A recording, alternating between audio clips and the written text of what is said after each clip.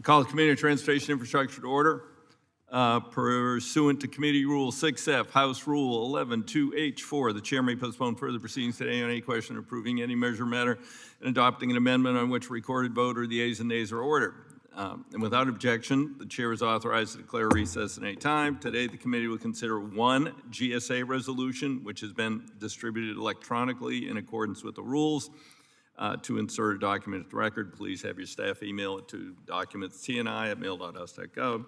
I now call up the General Services Administration leasing resolution, ask unanimous consent that it be considered as read and open to amendment at any point. Without objection, so ordered. I recognize myself for a statement. In July of 2022, GSA requested authorization to exercise an option for an additional 5-year term for the U.S. Patent and Trademark Office's main campus in Alexandria, Virginia, a footprint of 2.58 million rentable square feet. After this request, GSA continued working with the Patent and Trademark Office to further define their post-COVID-19 real estate needs. Additional consideration made clear that their workforce space needs could still be met with a significant reduction in office space. Therefore, the resolution considered today authorizes GSA to exercise its lease extension option by the October 14th deadline for 3 out of the 5 buildings on the Patent and Trademark Office's campus, and releases the remaining 2 buildings in 2024 when the current lease expires. This will be a roughly 40% reduction in space, reduction in annual lease costs from $80 to $50 million. And according to the Patent and Trademark Office, the reduction in space requirements is possible because 80% of the workforce assigned to the campus is now on full telework. I support the resolution, and I now recognize Ranking Member Graves for a statement. Thank you, Mr. Chairman. This is a 5-year lease agreement, and it does save taxpayers over $135 million. More importantly, it preserves the purchase option. So I would urge my colleagues to support the resolution. With that, yield back. Thank the gentleman. I now recognize Mr. Webster, Ranking Member of the Subcommittee, for a statement. Thank you, Chair. This resolution authorizes a 5-year lease for the United States Patent and Trademark Office, PTO. I appreciate this resolution because it significantly reduces the space by 37%, resulting in $135 million savings over 5 years. Authorizing this prospectus will lock in these space reductions and preserve a purchase option in the original lease. I urge support. Yield back. Thank you, gentlemen. Do other members wish to be recognized for statements? Hearing none. Are there any amendments to the resolution? Hearing none. The question is now on the adoption of the GSA resolution. All those in favor signify by saying aye. Aye. All those opposed signify by saying nay. In the opinion of the chair, the ayes have it. The resolution is approved. Without objection, staff is authorized to make technical, clarifying, and conforming changes to GSA resolution pursuant to House Rule 9, Clause 2L. Members have at least 2 calendar days in which to file a supplemental minority additional dissenting views on the text approved today. Pursuant to Rule 6 of the Rules of the Committee on Transportation Infrastructure, Chair notes the presence of a quorum for actions taken on all committee business today. With that, the Committee on Transportation Infrastructure has completed its business on this legislation, and the committee is adjourned. Now we start over again.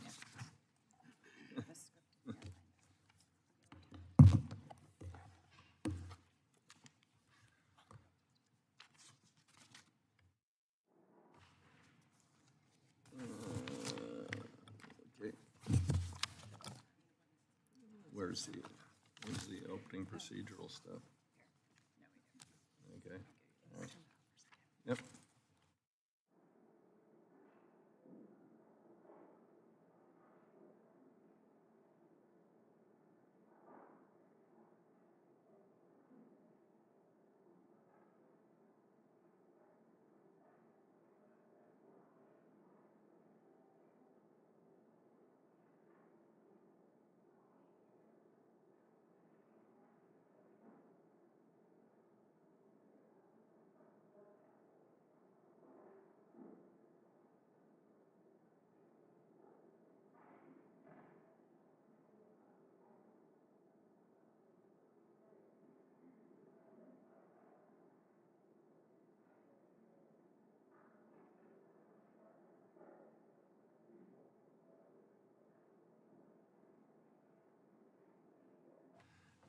Transportation Infrastructure Committee would come to order. Asking unanimous consent, Chair be authorized to declare recess at any time during today's hearing without objection.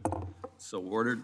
As a reminder, please keep your microphone muted unless speaking. If you make background noise, I'll shout at you. To insert a document into the record, please email it to documentsdni@mail.house.gov. With that, I recognize myself for my opening statement. Today's hearing gives us the chance to hear from stakeholders about the impacts of transportation legislation passed in the 117th Congress.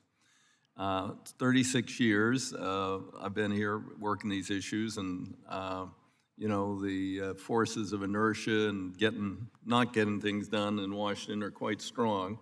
And I'm proud of the work of this committee and this Congress as a whole for these last 2 years to break through that inertia and deliver for the American people.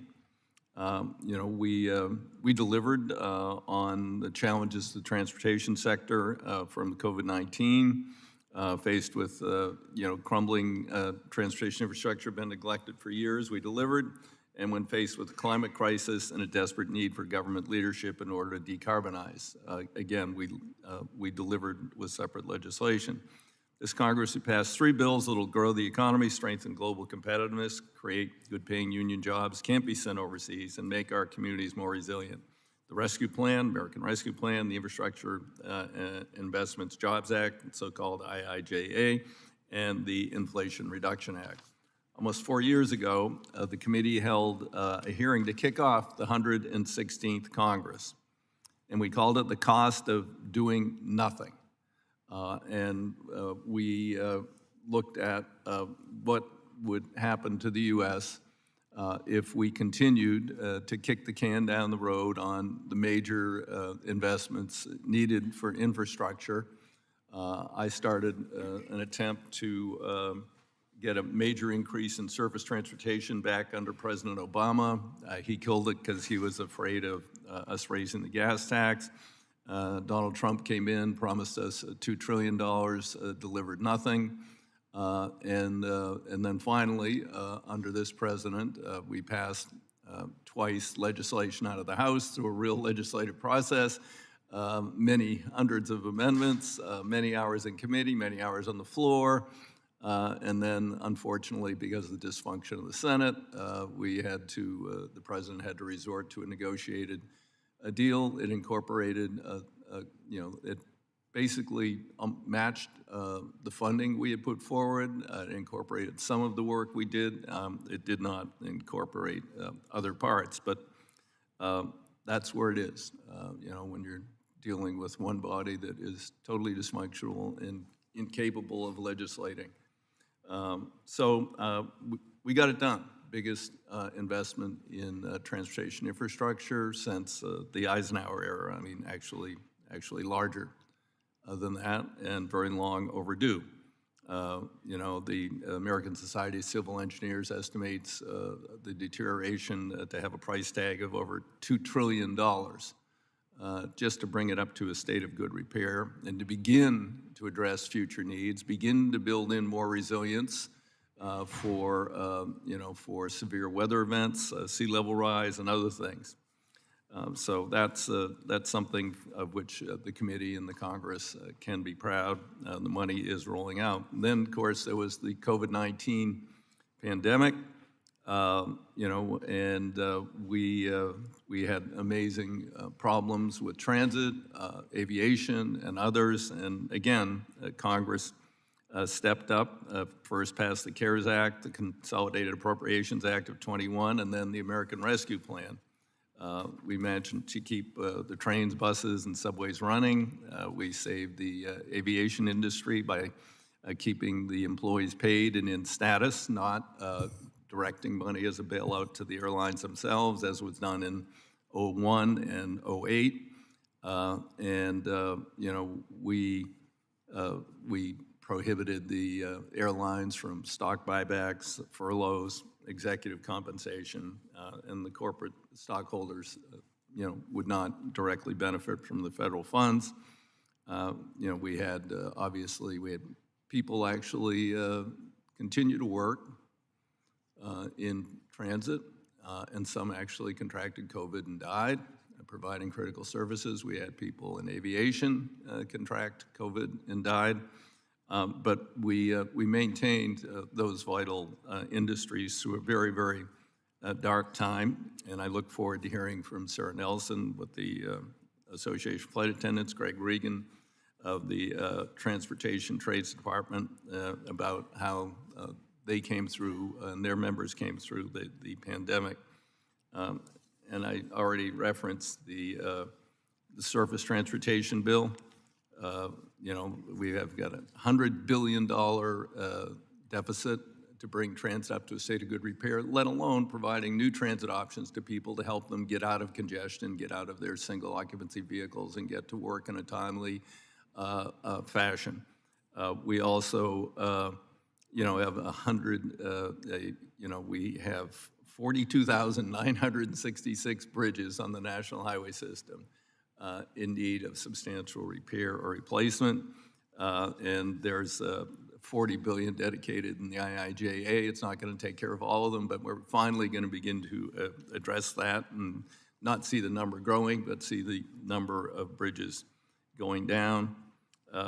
So we'll hear today from Dr. Adam Hirsch estimates that the IIJA's additional infrastructure spending will support 772,400 jobs, not 2,000, not one more or less, I'm not sure. But anyway, that's a lot of jobs. And there's a multiplier effect to the economic benefits for the communities where projects take place, and with these good paying jobs, trickles down through the whole economy, particularly small business, Main Street businesses, and others. And then climate, transportation sector, and this is a point of some difference. We do a lot of things bipartisan on this committee, but I believe we must address the issues regarding climate through transportation issues. Service transportation is the largest single contributor of greenhouse gases in the United States. We need to begin to meaningfully address those. We had provisions in the bill passed out of the House that would have been more effective, but there is still significant investment being made through the IIJA with what will be done, and also through the investment IRA bill in terms of tax credits for EVs, charging stations, more money for transit, more money for rail, and then looking for alternate fuels, working with the industry for alternate fuels for aviation and other sectors. So I think it's been one heck of a ride for the last couple of years here, or maybe starting 3 years ago with the pandemic. And I think we can be very proud of what we've accomplished, and in good part generated by this committee. With that, I'd be happy to recognize the ranking member. Thank you, Mr. Chairman, and thank you to our witnesses for being here today. Today's hearing is going to focus on the three pieces of legislation that were signed into law by President Biden over the course of this Congress. First, let's be clear where we are today. The economy and the American people are not better off since the president took office. Rather, the current 8.3% inflation is nearly 400% higher than when the president first took office, and Americans are struggling with heightened cost of everyday items. Inflation and many other crises many of the crises we are facing today are a result of the cumulative impact of overspending, overregulated, and overall failed leadership. The first of the three bills we're here to talk about today passed in early 2021, costing a whopping $2 trillion. The American Rescue Plan, or ARP as it was called, was forced through Congress using a partisan budget reconciliation process under the guise of helping the nation combat and recover from COVID-19 pandemic. However, it was passed when the economy was already well into recovery, and only 9% of the bill's funds went to COVID-related assistance. Not to mention, it was the only COVID package developed and passed in a completely partisan way since the onset of the public health crisis. The second bill, which is of pivotal interest to this committee, is the $1.2 trillion Infrastructure Investment and Jobs Act, or IIJA.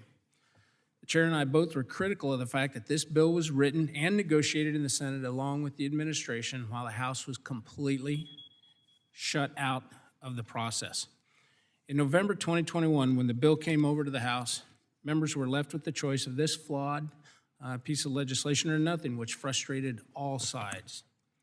The third bill recently passed is the $750 billion Inflation Reduction Act, or IRA, that despite its clever name, it actually makes inflation worse. Altogether, these massive spending bills total nearly $4 trillion, most of which is paid through deficit spending. I look forward to discussing the very serious effects and consequences that are plaguing Americans, in no small part due to the totality of all the massive spending over the last 2 years. Problem number one isn't hard to identify. The injection of nearly $4 trillion into the economy in only 17 months contributed to the highest inflation in 4 decades. In fact, economists estimate that inflation is costing the average American family nearly $8,000 more this year for everyday necessities. Inflation is also causing states and local government to scrap or at least push off some very important transportation projects. And we have heard that in this committee. If inflation continues, it could entirely wipe out the funding increases in the IIJA. But let's remember that Democrat economist Larry Summers, he warned us. And the majority, time and time again, dismissed the warnings. Aside from focusing on the damage these bills did to our economy, another concern of mine is how the administration is implementing laws that have passed, including the IIJA. The administration is not following the letter of the law, and instead they're using rules and guidance materials to impose partisan policies throughout the process. Looking forward, my focus is going to be on oversight of IIJA, as well as the transportation-related provisions in the ARP and the IRA to ensure that taxpayer funding is spent wisely and according to the letter of the law, or the way the law was passed. Again, I look forward to hearing from the witnesses today, and I want to thank you, and Mr. Chairman, and I yield back the balance of my time. Thank the gentleman for his statement. Now I'd like to welcome the witnesses on our panel. Sarah Nelson, International President, the Association of Flight Attendants, CWU, AFL-CIO. Greg Regan, President, Transportation Trades Department, AFL-CIO. Stephen Garner, Chief Executive Officer, Amtrak. Samuel Dessous, General Manager of TriMet. David Ditch, Policy Analyst, the Heritage Foundation. Adam Hirsch, Senior Economist, the Economic Policy Institute. Thanks for being here today. Thanks for some who traveled all the way across the country to do that. I think this is the first hearing we've had where all the witnesses are actually here in person. I can't think of another one. Oh? What? Oh, we have one online. Oh, close. All right, this is the closest we've come to having all the witnesses here. Without objection, your full statements will be included in the record. And since that has been done, we ask you to limit yourself to 5 minutes, and best in terms of summarizing the most cogent parts or relevant parts, or even if you want to depart and comment on what someone else on the panel said, that's always more interesting. So with that, I'd recognize President Nelson of the AFA for 5 minutes. Thank you, Chair DeFazio. It's great to have two of you looking down on us at this hearing. And Ranking Member Graves and members of the committee, we really appreciate the opportunity to talk about the importance of investing in our nation's transportation and infrastructure and its workers. I'm a 26-year union flight attendant and the president of the Association of Flight Attendants, AFL-CIO, and we represent flight attendants at 19 airlines across the industry. We also coordinate closely with our partner union, CWA, our sister union, APFA, and all the transportation union affiliates of the Transportation Trades Department of the AFL-CIO. We're grateful for the opportunity to testify on the benefits of the American Rescue Plan, Infrastructure Investment and Jobs Act, and the Inflation Reduction Act. In past crises, we were the bailout. Aviation workers were the bailout. But thanks to Chair DeFazio and coordination between unions and industry and the bipartisan action of this committee, that was not the case this time. Enacting the PSP, the Payroll Support Program, and the CARES Act, and extending it in the American Rescue Plan meant that we kept critical service in place to all of our communities and hundreds of thousands of aviation workers out of the unemployment line. We stayed connected to our health care, retirement contributions while continuing to pay taxes that supported our state and local budgets, maintained contributions to Social Security, Medicare, and other long-term programs, as well as supporting other jobs by paying the cable bill, rent, keeping the lights on and staying warm in our homes and food on the table. PSP kept all systems in place and didn't strain other public assistance programs so that people needed during the crisis. The program that Chair DeFazio championed was the most effective and transparent jobs program in COVID relief. It's an example of problem solving that industry and unions and bipartisan action can do together. It is recognized around the world as the gold standard for the critical aviation sector, and it's easy to recognize its success as headlines come from Europe about halting service and turning airlines and passengers away from airports. The program halted the greed of Wall Street by banning stock buybacks and dividends until September 30th of 2022 and reined in the worst of corporate behavior by capping executive compensation through March of 2023. It's the only industry where inequality did not grow during the crisis. This hearing is very timely because tomorrow the provision banning airlines from initiating stock buybacks does expire. And while airlines are just now starting to make a profit, the recovery is not complete and the austerity of 20 years prior has not been corrected for airline jobs. We can't allow $1 to go to Wall Street before fixing operational issues and concluding contract negotiations. That's why we also appreciate Chair DeFazio's letter, along with 70 signatures that went to airline trade associations this morning, asking them to take the pledge not to make any investments, not to send any cash to Wall Street with stock buybacks on October 1st, 2022. The Payroll Support Program worked, full stop. But now we have to fix the imperfect system that existed before this pandemic. And if we use what we did during the pandemic by working together, we can do that. The Infrastructure Investment Jobs Act provided $25 billion in our nation's air transportation system over 5 years. This helps with concessions at the airport and grants to small businesses as well. This is important to flight attendants because when passengers cannot get food, it increases anxiety, increases conflict on board, and then people get on our planes and it creates bigger problems. Concessionaires have had hot coffee thrown in their face and been abused in other ways. We have to stop that from happening, and we have to support our airports as much as possible to do that. We also are happy that $15 billion was set aside for airport infrastructure, for runways, gates, taxiways, safety and sustainability projects, airport transit connections, and roadway projects.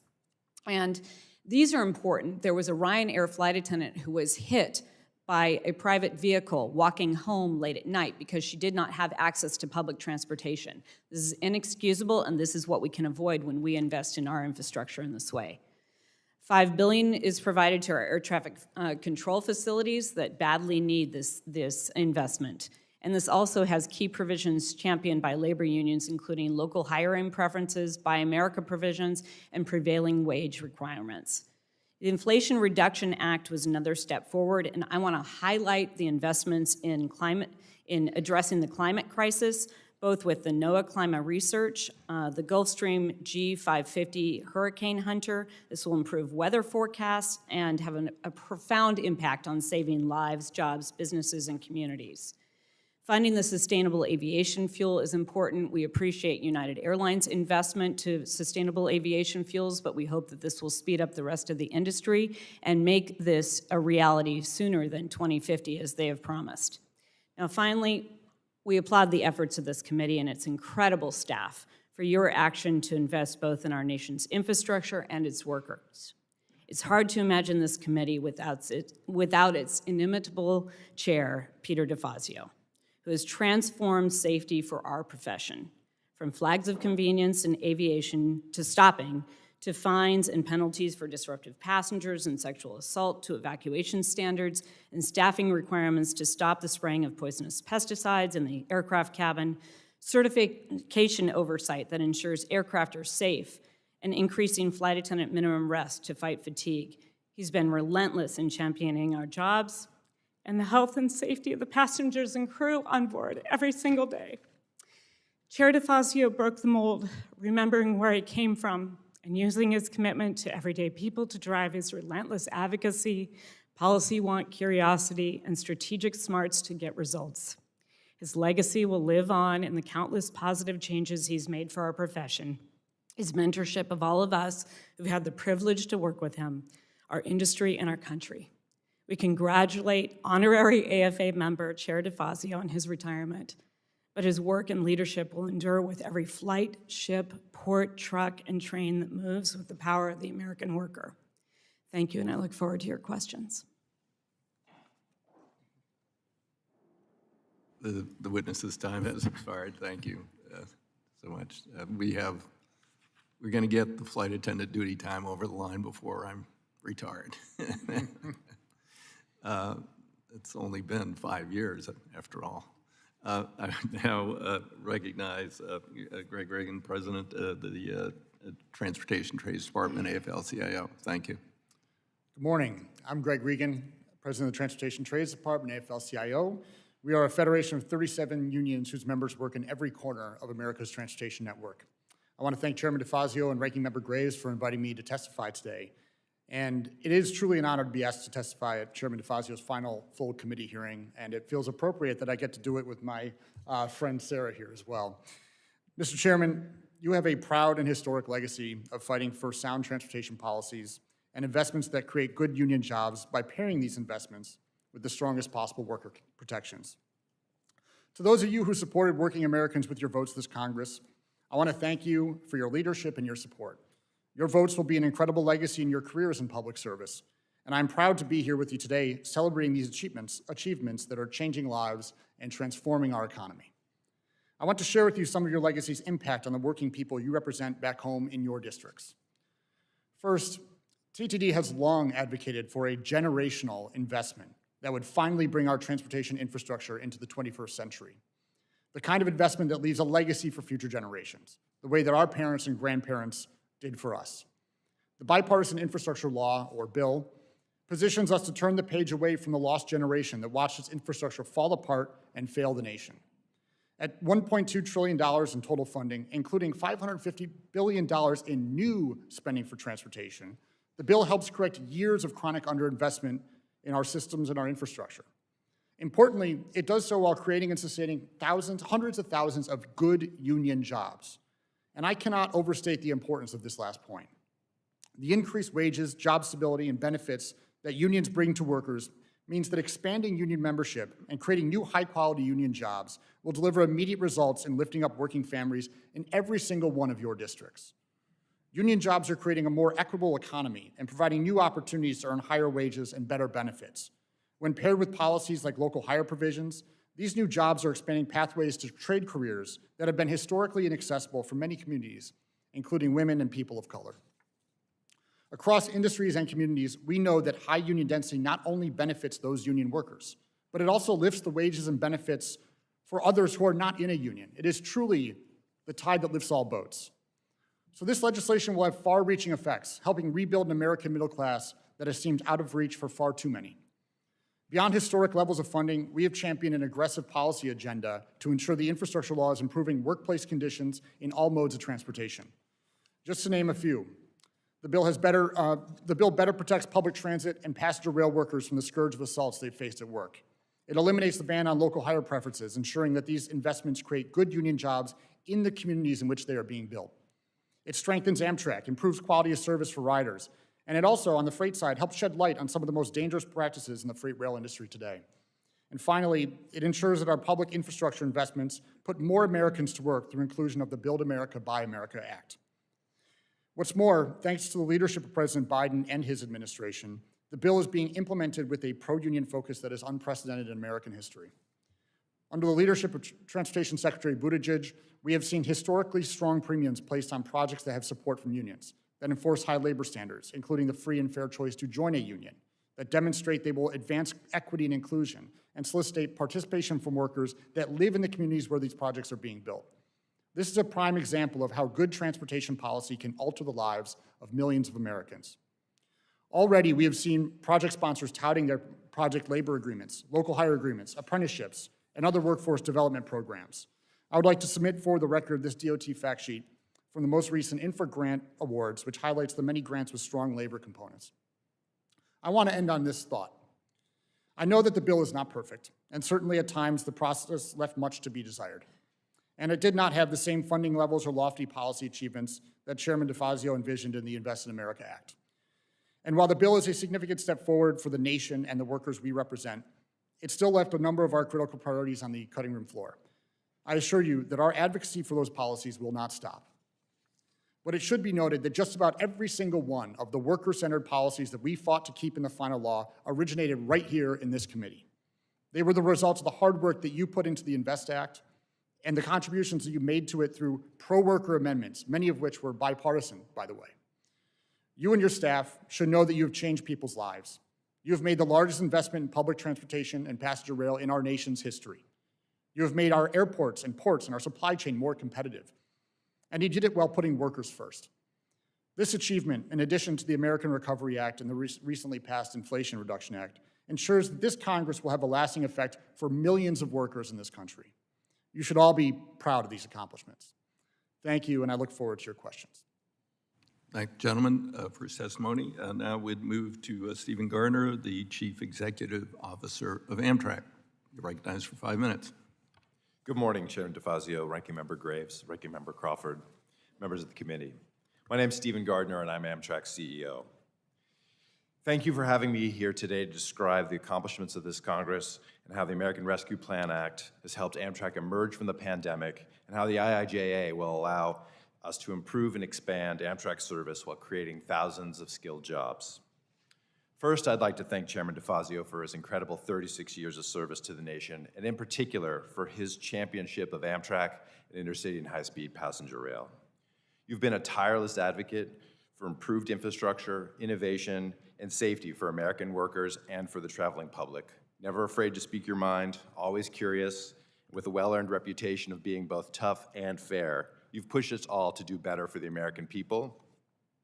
Amtrak and millions of our riders are better for it. So on behalf of everyone here at Amtrak, thank you for your leadership. Congratulations on all of your accomplishments, and we wish you the best in your next phase. Let me now turn to two accomplishments that were vital to Amtrak.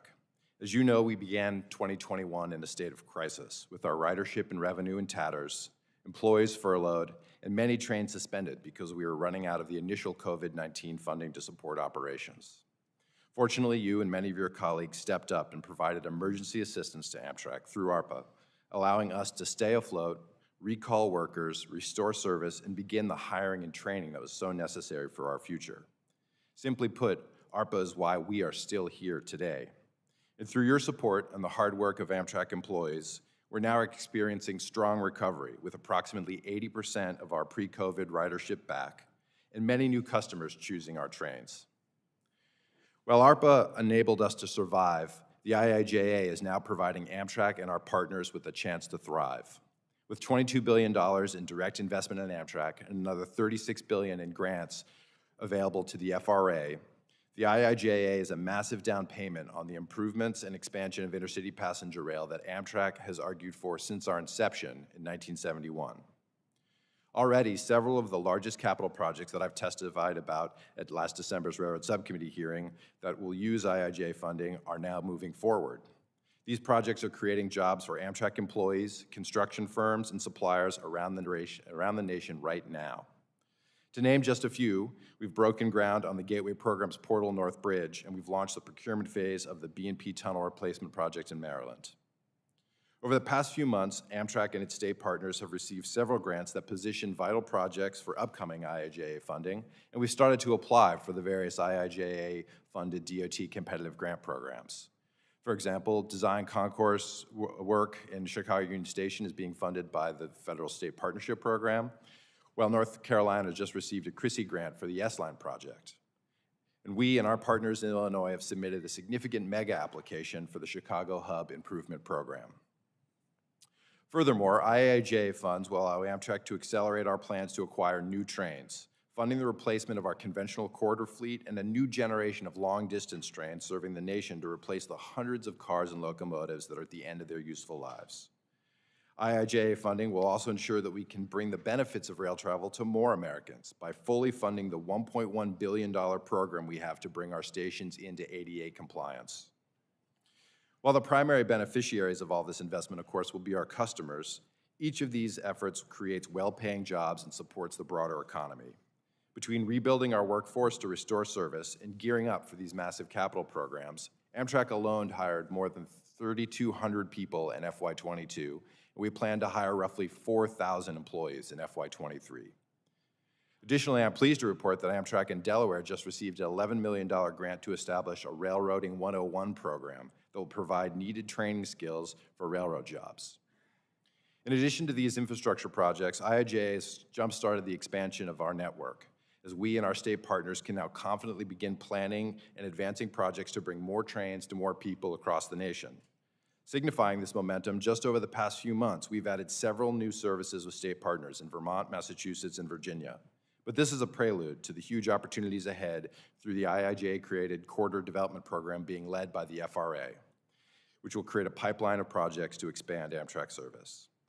Thanks to the IIJA, this is the most exciting time in Amtrak's history. Like all of our employees, I'm thrilled to be a part of it and grateful for the opportunity you've given us. The additional jobs we've created and the projects we're now advancing just represent a tiny fraction of the benefits the IIJA will produce for Amtrak in the years ahead.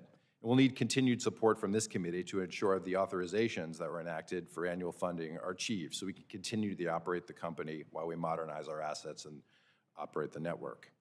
Thanks again for your support over these many years and for your time this morning. I look forward to your questions. I thank the gentleman. We would now turn to the General Manager of TriMet in Portland, Oregon, Samuel DeSutte. Mr. DeSutte, you have 5 minutes. Thank you and good morning, Chairman DeFazio, ranking members Graves, and members of the committee. I'm Sam DeSutte, Jr., the General Manager of TriMet, Oregon's largest transit agency serving the beautiful Portland metro region. I appreciate the opportunity to be here with you today to discuss the critical importance of federal investment in the mobility service provided by TriMet and our workforce.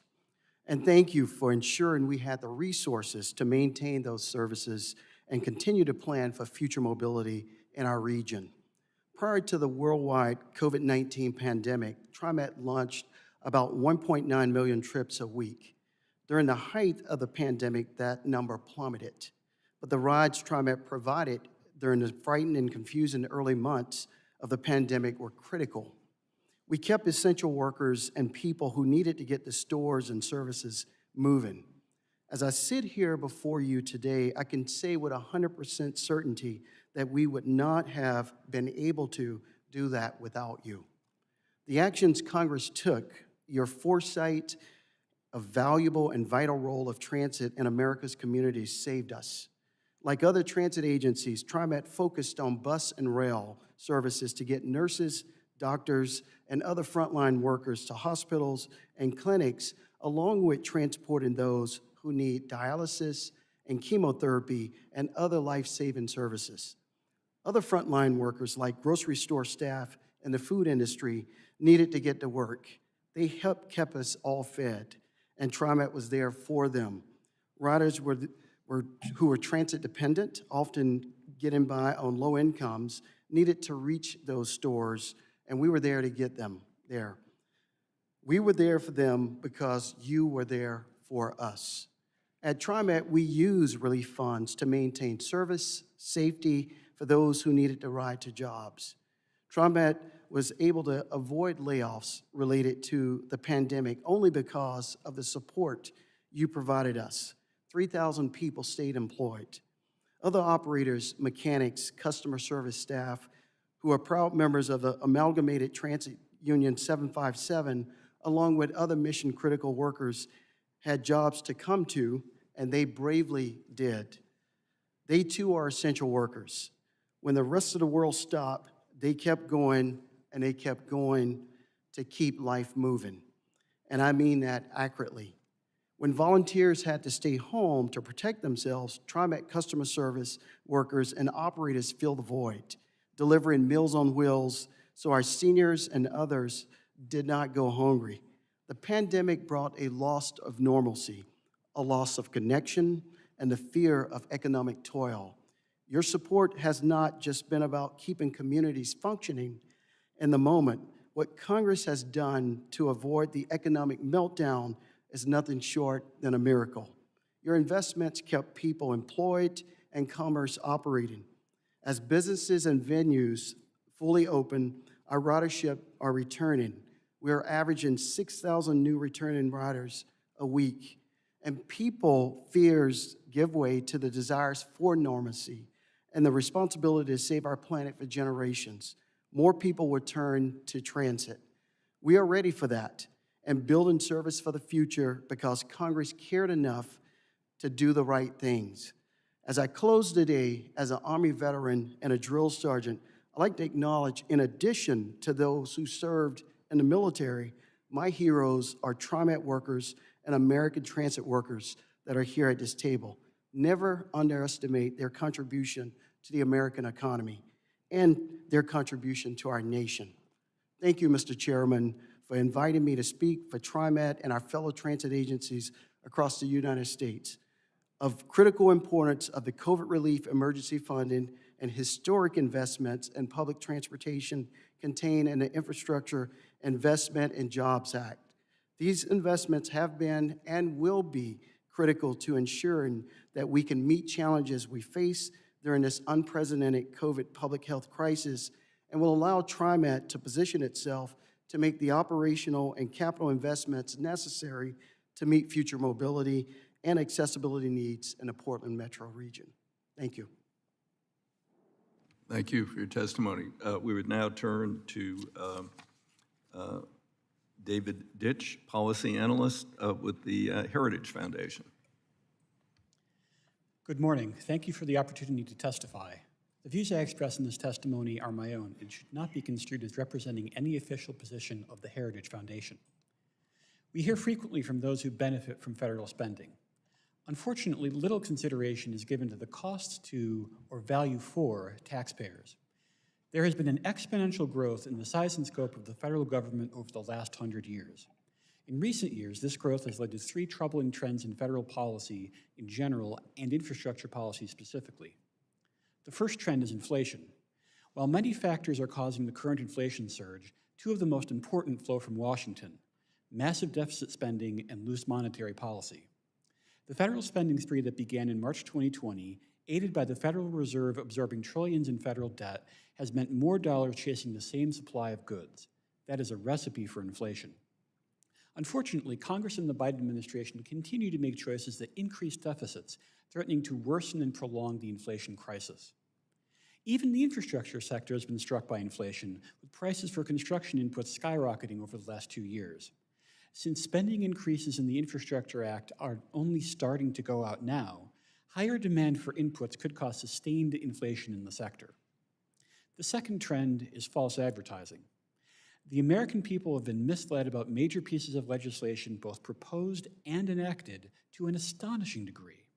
The March 2021 stimulus package was supposedly about responding to the pandemic and its related effects on the economy. However, it contained a relatively tiny amount of public health spending alongside massive handouts to heavily unionized political constituencies. Next, the Biden administration unveiled a proposal that sought to use infrastructure as a camouflage for a wide range of progressive priorities, even though only about 4% of the proposed funding was designated for roads and bridges. After that approach was finally abandoned, the Infrastructure Act was sold as a generational investment. However, many of the law's investments will yield minimal economic benefit. For Amtrak and urban transit, subsidized expansions will create long-term liabilities in the form of higher operations and maintenance costs for these relatively low-demand services. Most recently, nonpartisan analysis of the so-called Inflation Reduction Act shows that it will not, in fact, reduce inflation. The third trend is the Biden administration's aggressive use of executive actions to pursue its agenda, sometimes flouting the rule of law. Shortly after passage of the Infrastructure Act, the Department of Transportation attempted to make it harder for states to expand highways. This was not about implementing the law as passed, but an attempt to implement provisions that failed to pass. The administration backpedaled only after strenuous pushback from governors and members of Congress. On labor policy, the administration has gone out of its way to increase the cost of federally funded infrastructure projects. An executive order on project labor agreements and a proposed rule to strengthen wage mandates will further decrease the public value of spending from the Infrastructure Act. Artificially paying more for labor is not investing in workers. Rather, it is yet another instance of maximizing benefits for a political constituency at the public's expense. Fortunately, Congress has options for addressing these problems. First, Congress should reform or eliminate rules and regulations that needlessly and excessively add to the cost of infrastructure projects. Second, Congress should reject the use of bloated spending packages that make public debate and legislative deliberation more difficult. Relatedly, Congress should reduce or eliminate spending on local and regional infrastructure, since this merely moves costs around and encourages overspending. This would also bring the Highway Trust Fund close to balance. Third, Congress should rein in executive overreach by using oversight and legal remedies to combat instances of extra-legal action, reducing the amount of discretion and authority delegated to executive agencies, and reforming or repealing outdated statutes. Reining in the relentless growth of federal spending would reduce the intensity of political fights, move government off the road to bankruptcy, and enhance America's prosperity. Thank you. I now recognize Adam Hirsch, Senior Economist of the Economic Policy Institute. Mr. Hirsch, you're recognized for 5 minutes. Thank you, Chair DeFazio, Ranking Member Graves, committee members. Thank you for inviting me to talk with you today. I apologize that I couldn't be there in person, although I started having COVID symptoms yesterday, so it's probably all for the best for all of us. I'm a senior economist at the Economic Policy Institute, a nonpartisan 501c3 nonprofit think tank in Washington, D.C. Our mission is to make the economy work for working people. Today, I want to talk about two things. Number one, why infrastructure matters.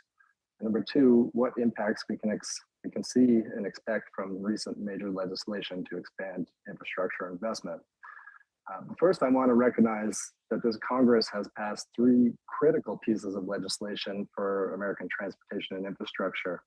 And by doing so, you've steered us down a path to higher, more broadly shared, and more sustainable prosperity. These pieces of legislation are the Rescue Plan, the Infrastructure Investment and Jobs Act, and the Inflation Reduction Act.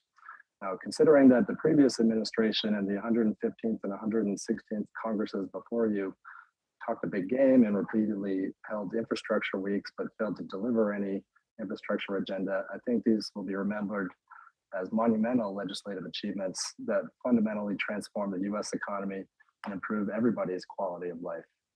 When the plans are fulfilled, Americans will have upgraded and expanded access to safer roads, waste less time in fuel and traffic congestion, drink cleaner water and breathe cleaner air, send their kids to safer, modernized schools, access low-cost sustainable energy and high-speed internet, enjoy lower costs of doing business, and keep more money in their pockets because of the productivity and economic opportunities that these laws create. That said, we still need to be doing much more to meet the needs of our current economy and to provide the foundation for America's future prosperity and security. You, Congress, need to be doing much more here. Our country faces a staggering infrastructure gap, an incipient climate crisis, and intensifying international competition where partners take more seriously the significance of infrastructure for economic growth and inclusion, as well as the risks of breaching the ecological boundaries that we need to sustain life on this planet. America has a choice. We can rise to this challenge and continue the work this Congress has started, or we can relegate ourselves to a long-term decline. So why does infrastructure matter? Policy debates tend to focus on infrastructure only when we face an economic downturn and are looking for ways to stimulate investment and sustain employment. Infrastructure investment does this. Every job created directly with infrastructure projects creates on average an additional 17.8 jobs in other sectors of the economy and supports our domestic manufacturing base. But infrastructure is even more fundamental to overall economic prosperity.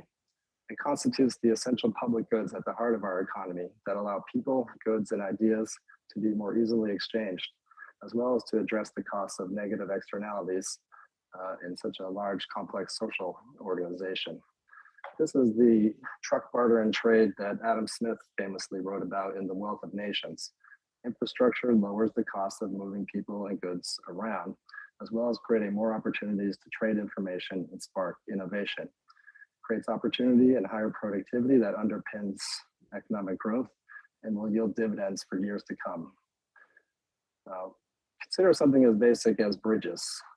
You may have crossed a dozen or more to get to this hearing today, and you probably cross even more every time you go home to your district for your work periods. You likely barely notice that they're there, but this and other infrastructure assets are essential to everyday life for American families and businesses. A DOT inventory of roughly 620,000 US bridges found that 3 in 5 were in less than good condition. This means that most American bridges have reached or are approaching structural deficiency or functional obsolescence.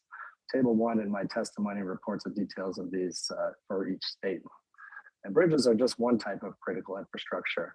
In addition to surface transportation assets, we have drinking, wastewater and irrigation water systems, energy generation and transmission, public transit, passenger rail and aviation systems, coastal and inland waterways and ports, and high-speed internet and telecommunications, just to name a few classes of infrastructure.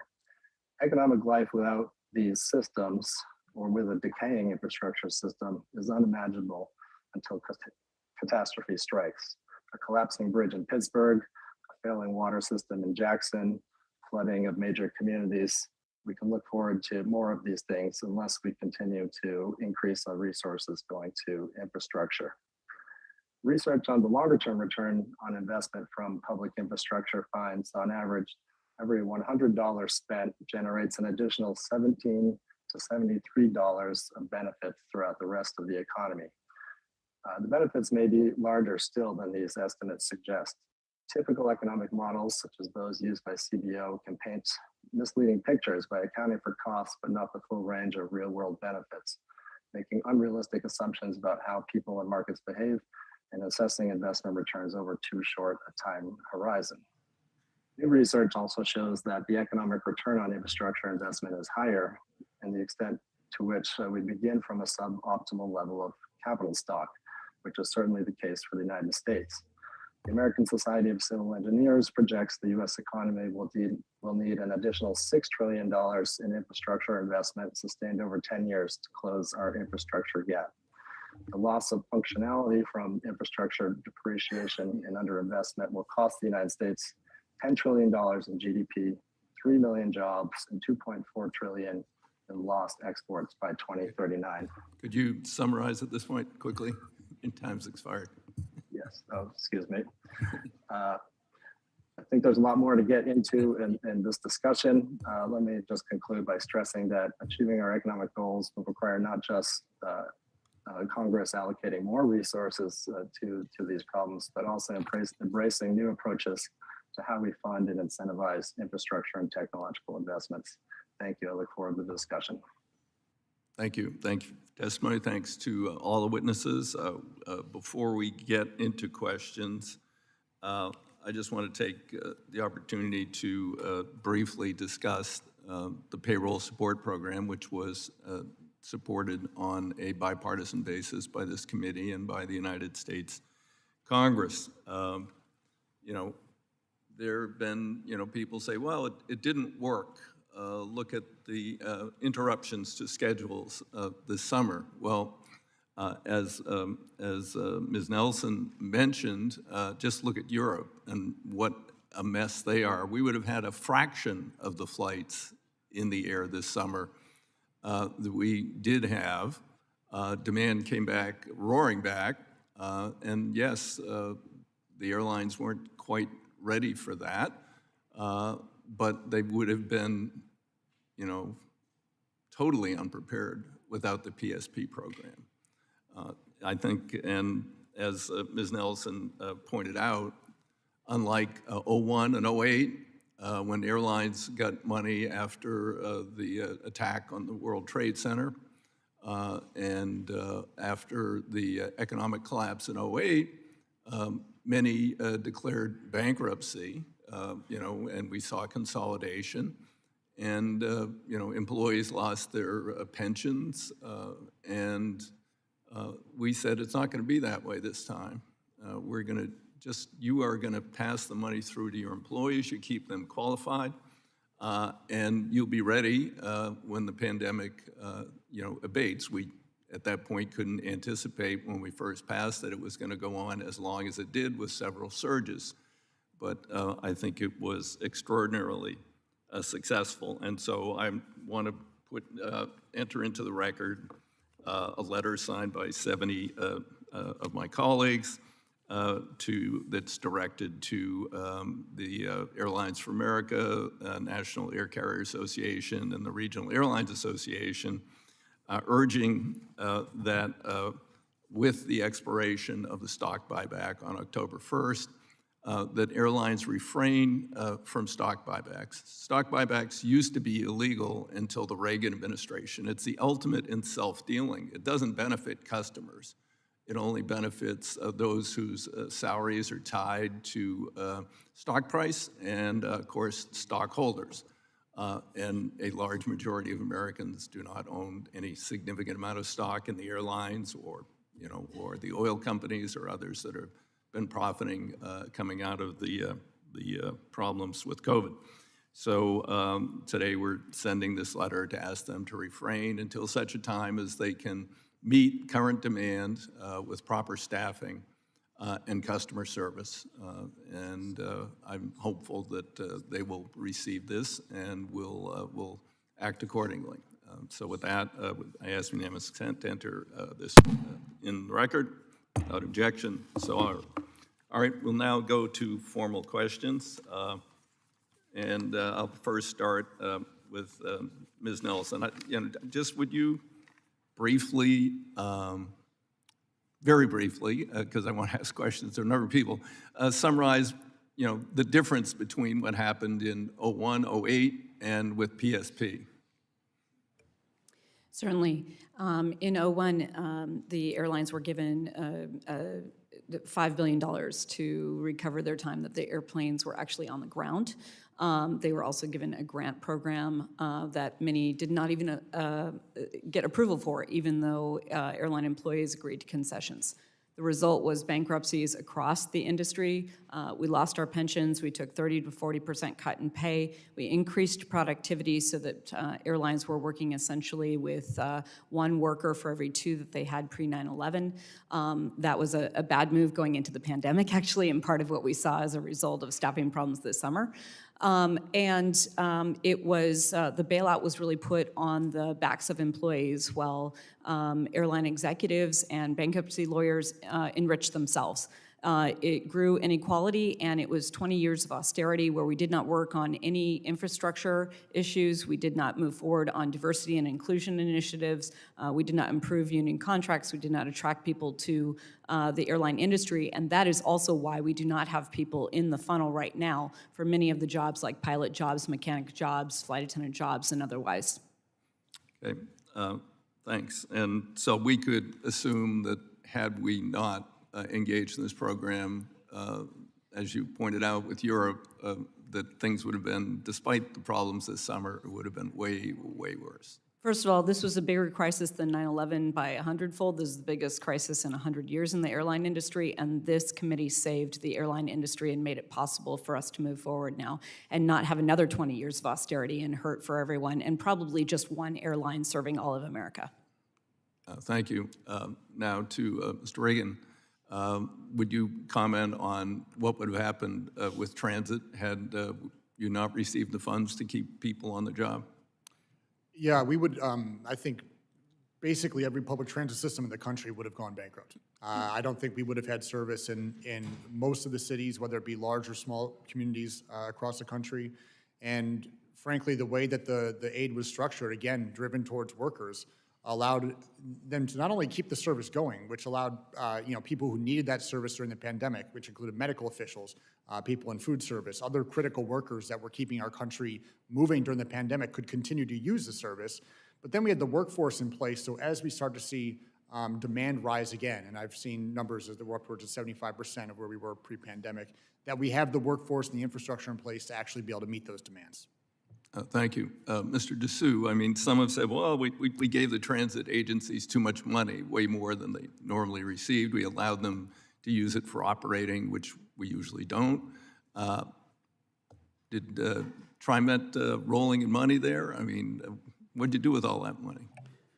Actually, we used the money to save lives, actually to put services out on the street, to get people to destinations, to get people, frontline workers, to work to be able to assist us. And we used all of our money that was given to us to make sure that we connect people to opportunities, and we also connected people to essential services. Thank you. And Mr. Garner, similar for Amtrak? I mean, you talked quite a bit about the future and what's coming out of IIJA, but going through the pandemic. Mr. Chairman, yes, without the funding we received, Amtrak would not have survived. There's no question. We were facing dramatic losses of revenue and ridership, and strong interest in maintaining the network required additional investments. And because of the investments we received, we were able to recall workers and operate our services.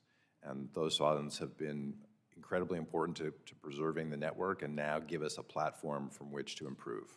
Okay, thank you. Mr. Ditch, if I understood your testimony, it's kind of the same thing we saw during the Trump administration with the advisor on transportation, which is we should devolve the duty to all of the 50 states and the territories to provide for the nation's transportation network. Now, it didn't work in the 1950s.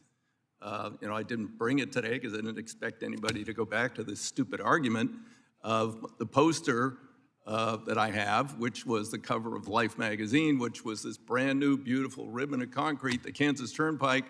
Oh, suddenly it ends in a farmer's field. And it ended in that farmer's field because Oklahoma didn't have the money. They said, well, we'll build it, but we don't have the money. And they didn't build it till the Eisenhower program. So we're going to say to, say, LA Long Beach, hey, it's up to you to get all of that freight out of California. And when it reaches the Arizona border, it's up to Arizona to move it, and it's up to the next state to move it. We're not going to have a coordinated federal program because you're talking about basically a 60% reduction from what's in the IIJA. Now, you really think that's going to rebuild those 42,000 bridges? That's going to deal with a $100,000 backlog in transit? Or we just shouldn't bother? I believe Briefly. that there's been quite a lot of bloviation about the concept of crumbling roads and bridges, even though historically, if you look decade by decade, the quality of our infrastructure in America has in fact been improving. There are fewer structurally deficient bridges. There are fewer roads in poor condition. Right, because we have a lack of investment. I believe that states have the capacity in 2022 that Well, they did not have in okay, thank you. 1956. 36 states, including red states, have raised gas taxes, registration fees, and every other damn thing, and they need a partner. And if we haven't adjusted the federal gas tax, I was here when we did it, 1993. It's the last time. There's been a little bit of inflation since 1993, and you want to go back to, we'll live off the gas tax and proceeds that weren't adequate back then now. So I thank you very much for your misplaced testimony. With that, I recognize the ranking member. Thank you, Mr. Chairman. I have a letter here addressed to you and to the ranking member from the Transportation Alliance. Would ask unanimous consent to admit that for the record. Submit that for the record. Without objection. Thank you, Mr. Chairman. Mr. Garner, I wanted to visit with you a little bit about Amtrak. As you know, in March of this year, I introduced the Rates Act because of my concern with significant amounts of taxpayer dollars invested in Amtrak. When's the last time Amtrak was profitable? Well, Congressman, thank you for the question. The company was never set out to be profitable. Okay, so basically the answer to that question is never. That's right. Correct, okay. So Amtrak is now, are we at a point with Amtrak that we're measuring, we're not measuring profit and loss as a performance metric? Are we just looking at the service that's provided? Are we just looking at whether or not people are happy with their experience on Amtrak? Or what does success look like for Amtrak?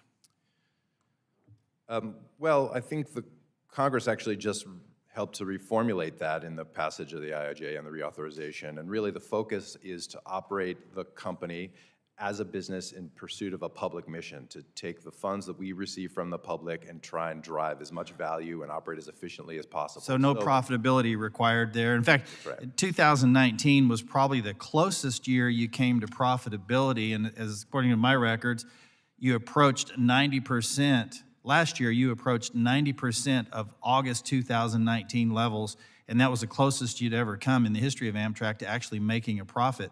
So where does Amtrak expect to end this year in terms of profit and loss? Our anticipated year-end results, which we're still tabulating, but are roughly a $910 million operating loss. That reflects very significant increases in cost structure since 2019, still lagging revenue, of course, compared to 2019 and lagging ridership, but the overall trends of the year have been very positive in increasing ridership and revenue. Okay, let me pause there and interject this. This is a $910 million operating loss. This is after $3.7 billion in extra money, in COVID money over the last 17 months, and you still have a $910 million operating loss? The dollars that were provided by Congress helped to stabilize the employees and the operation of the network. They provided the dollars that normally come from revenue, but after losing 97% of our business in 1 month, we did not have that revenue source. What do you attribute that 97% loss of business to? Pardon me? What do you attribute that 97% loss to? Well, that occurred between March and April of 2020, so we had a massive shutdown of travel across the entire network. We suspended a huge amount of service, and we did provide those important necessary trips, but very few travelers in that period of time. And since we have been rebuilding ridership month over month, riding with the waves of COVID, of course, and seeing reductions as we've seen flare-ups, but we've actually observed a trend where more people are working from home. That would mean that probably you're experiencing less ridership. So what's your plan to address that? Because more and more people, even in post-COVID, in fact, President Biden came out not long ago, I think it was last week, and said the pandemic is over. So that's great news. So that means the workforce has made some adjustments. The new normal is a lot of people are working from home now. And so do you anticipate continuing to see ridership decline? No, Congressman. In fact, Amtrak's business is not really subject to the daily commute. For instance, on the Northeast Corridor, most of our trips are people who travel once a year. So we see, in fact, some parts of our network with growing ridership if people have reshifted their locations around the region and need to travel into those central business districts once or twice a week. So we're growing ridership over time. We were about 90% of our pre-COVID ridership in August. Okay. 80% of our pre-COVID ridership in August. So the one area where you come the closest to actually turning a profit in the commuter space is the area that you're not focusing. And you're saying that your ridership is increasing with the one time a year people that are taking long hauls. Is that what I'm hearing from you? No, in fact, in the Northeast Corridor, we have folks who travel once a year. We have folks who travel once a month. The Northeast Corridor continues to be the real driver of growth in parts of the country, but our short distance corridors, which make up half of our ridership, are also and have been historically our biggest source of ridership growth in the past decade or so. So we see value in many of these services. We see a much greater return for our business than some of our transit colleagues because people are finding ways to find rail useful in this new arrangement. Certainly it's changing over time. We see this as well in our own workforce, but we think rail is well positioned in those short distance corridors, both here in the Northeast Corridor and around the country, to provide value, particularly as folks have moved to different locations and need access to the central business district. And congestion, as we all see, still is raging back in many cities, and people seek trains. We see a huge portion of new riders coming to Amtrak because they're attracted by the offer of passenger rail. So yes or no profitability in the future at any point? We're working really hard to return the economics back to the train operating business here by driving revenue across our system. We also are returning more seats into the marketplace. We're still below what we had, but we will in response to demand. And we'll be looking to, again, in the train operation portion of our business, get our recovery back up to the kind of levels we had in 2019. It's going to take several years to do so. The biggest issue for us is the loss of revenue associated with business travel, particularly here in the Northeast Corridor, where business travel has not yet returned. We've been able to find folks to fill those seats, but it's going to take a while to be able to regain the revenue that was associated with business travel. And I think that's something that folks are looking at in systems all over the country, but we're working hard to do that. Thank you. Yield back. And now recognize Representative Larson. Thank you, Mr. Chair. Mr. Gardner, just following on a few questions, slightly unrelated though to the previous questions. We just started the Amtrak Cascades on Monday, and one run a day north and one south. There was a thought we could start in March. That didn't happen. So it started in September, second run later this winter. One of the challenges has been the availability of staff to operate, and this is going to be for a few of the panelists on this theme about the challenge to implement the IAJA and the availability of people to do it. And can you, from Amtrak's perspective, help me understand what you're doing to find the people to actually implement the IAJ as it applies to Amtrak? Thank you very much, Congressman Larson. We are working across every available strategy to build our workforce. As I mentioned, we've achieved 3,200 hires here, a little bit more in this fiscal year. We are aiming for 4,000 next year. And as you rightfully mentioned, in various pockets of the country, we face different challenges for our workforce. In the Pacific Northwest, we have a challenge both with mechanical workforce and with our conductors. And some of our employees, they are highly skilled, trained employees, and to develop them into skilled professionals in their territory can take 6 months, a year, 2 years for certain types of crafts. So as we look to rebuild the workforce, there is a long lead time to do that. We were able to fully recall our furloughed employees, and most returned. The vast majority came back, but we still have to now make up for the hiring we didn't undertake to deal with the attrition across retirements. And so that is underway. We are focused on bringing back all of the service and frequencies we can.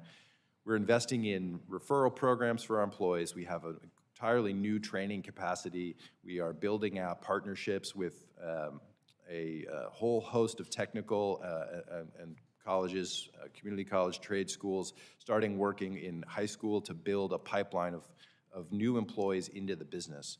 So it's really a new day at Amtrak in terms of hiring and building up an entirely new skill set. And we're partnering with our labor colleagues. We've just received a grant from the Federal Air Administration, Chrissy, to be able to start a new and expanded apprenticeship program based off an initial program that's going to train 600 new apprentices. Thanks. Mr. Regan, could you talk a little bit about challenges of workforce availability and what labor is doing to fill those gaps? We've got a lot of dollars we're spending in roads, bridges, and highways, and a variety of other areas.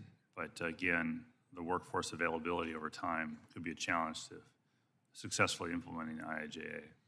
Well, I think if you look at the way we're going to see workforce growth because of the IIJA, it's going to come in a couple of phases. The first phase for a lot of this is going to be in construction. And I would have to point out that the apprenticeship programs run by the North America's building trades unions is the second highest job training program in the country after the U.S. military. So they're prepared and they're ramping up to be able to meet the demand of construction.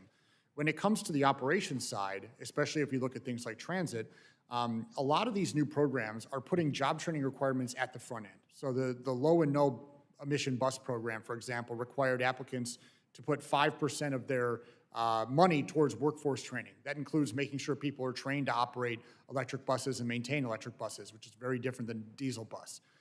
So that means building in the workforce training in the front end means that by the time you've built out the physical infrastructure or you've received the new equipment, that you have the workforce ready to go to meet the service demands that are going to be there when they're delivered. Yeah. President Nelson, could you talk about how this question might apply to flight attendants? The issue here is that staffing was cut down to minimum levels prior to the pandemic. There's no give in the operation. The issues of combative passengers and the fact that contract negotiations were essentially put on hold during the pandemic is making it difficult to maintain and attract people to the jobs. And so contract negotiations have to be concluded, and I think that as we move forward and look at the FAA reauthorization bill, we need to look at priorities around staffing.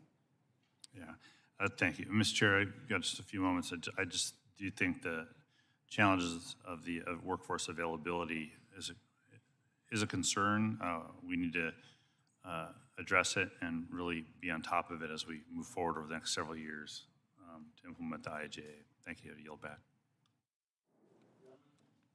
Now turn to Representative Babin. Yes, sir. Thank you, Mr. Chair. As you all know, and some of you brought up in your testimonies, thank you for being here, all you witnesses. Government investment is vital to transportation and infrastructure industry. However, we all know that simply just throwing money at this problem doesn't work. Throwing billions of taxpayer dollars at this industry without solving the supply chain crisis, pandemic recovery issues like fraud and abuse, major workforce shortages, burdensome bureaucratic red tape, and other underlying issues will not actually allow us to see long-term sustainable improvement and investment in our nation's infrastructure. And additionally, carving out political handouts for niche green transportation and infrastructure projects and companies is not good for our industry. In fact, it causes delays, increases costs, and is anti-competitive. My question is for Mr. Ditch. Mr. Ditch, as noted in your testimony, a historic level of funding was injected into the transportation and infrastructure sector with the passage of the Infrastructure Investment and Jobs Act, much with budget gimmicks and inflationary deficit spending. I'm deeply concerned about the left's rampant spending and its effect on our economy. If there was one thing that you would like people listening in on this hearing to take home on the impact of this type of spending, what would it be? Very briefly, please. Oh my gosh, it's difficult to know where to start. But I believe that unfortunately, for as bad as things are right now, with interest rates going up, with inflation at the highest levels we've seen since I was an infant, unfortunately, things could still get worse because we are facing a nearly $31 trillion national debt. That works out to about $238,000 in debt for every single household in the country. And as the interest rate on debt payments climbs, just keeping up with those payments is going to be very difficult. It's going to eat into our federal and economic resources tremendously. Absolutely. Thank you so much. And one more question, please. Another thing I'm very deeply concerned about are President Biden's project labor agreements, or PLA mandates, threats from the left to ensure that infrastructure funds only pay for union labor. These comments are very concerning, especially for the 87.4% of non-union workers in construction. I have received correspondence from more than 1,000 construction companies and another letter from nearly 20 business groups that all oppose Biden's PLA mandate. They say that PLAs discriminate against firms and workers based on whether or not their workers are union. Mr. Ditch, would you please explain how government-mandated PLAs hurt the transportation and infrastructure industry? At a time where construction companies are desperate for workers, are struggling to find people to do the work, which is much more highly skilled than it was 100 years ago, it's frankly absurd that Congress feels the need, and the Biden administration feels the need to impose more quote-unquote worker protections like project labor agreements, which are the equivalent of union work rules. it makes it nearly impossible between that and the Davis-Bacon Act for non-unionized construction contractors to bid for these federal projects, which means that not only are you freezing out a lot of people who could do good work at a more affordable rate, it also means that state and local governments are going to be bidding against each other for the relatively small number of unionized contractors for the next several years while all this money is going out the door. And that's going to incentivize those smaller number of contractors to increase their prices, which means that we're going to get fewer roads, fewer bridges, fewer miles of tunnel built for this incredible $1.2 trillion in spending. At a higher cost as well, I might add. Okay, Mr. Chairman, I yield back. Thank you very much, Mr. Ditch. Okay, thank you, gentlemen. Representative Napolitano. Thank you, Mr. Chair. Mr. Regan, I thank you for working with me on provisions of the infrastructure law requiring transit agencies to establish risk reduction programs and improve safety by installing equipment and implementing actions to reduce accidents and injuries, assaults on transit workers. Is this important safety requirement being implemented effectively by FTA and transit agencies? What can we do to improve the implementation of the safety projects? Thank you for the question. We have been in constant communication with the Federal Transit Administration about implementing the safety protections in there. Obviously, they made some important steps recently in terms of changing the definition of assault and will improve the accuracy of the data that we collect to make sure that we have an accurate description of how these programs are actually, or how broad the scope of the problem is. I do think that what we need to do, I view the actions that were taken by this committee and by Congress to improve safety for operators, I view them as a first step. It is going to be a diagnostic tool to show that how broad the problem is, then also making sure that we have workers as part of the safety planning committees to make sure that they can help identify where the biggest risks are in their workplace. So I want to see, another year, make sure we have the right data come in, make sure we have people part of the committees. And I think that what the Congress can do is to hold their own agencies accountable, make sure that they're following through with their promises to engage workers in the safety side and accurately reflect the data in terms of how bad the assault problem is in this country, which we know is just far too bad at this point. Yes, but we need your input as to what needs to be done. And also, you mentioned in your testimony the executive orders passed that empower the workers' right to organize, bargain, and feel safe.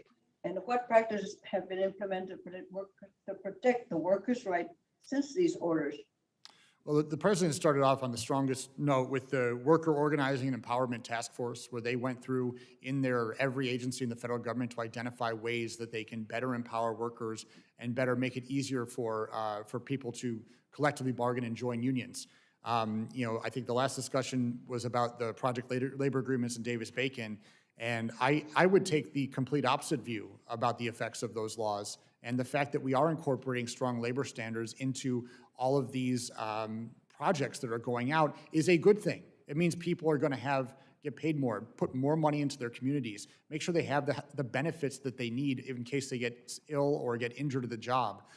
So I think the idea that somehow the union participation in these programs is a bad thing, I just find completely absurd on the face of it.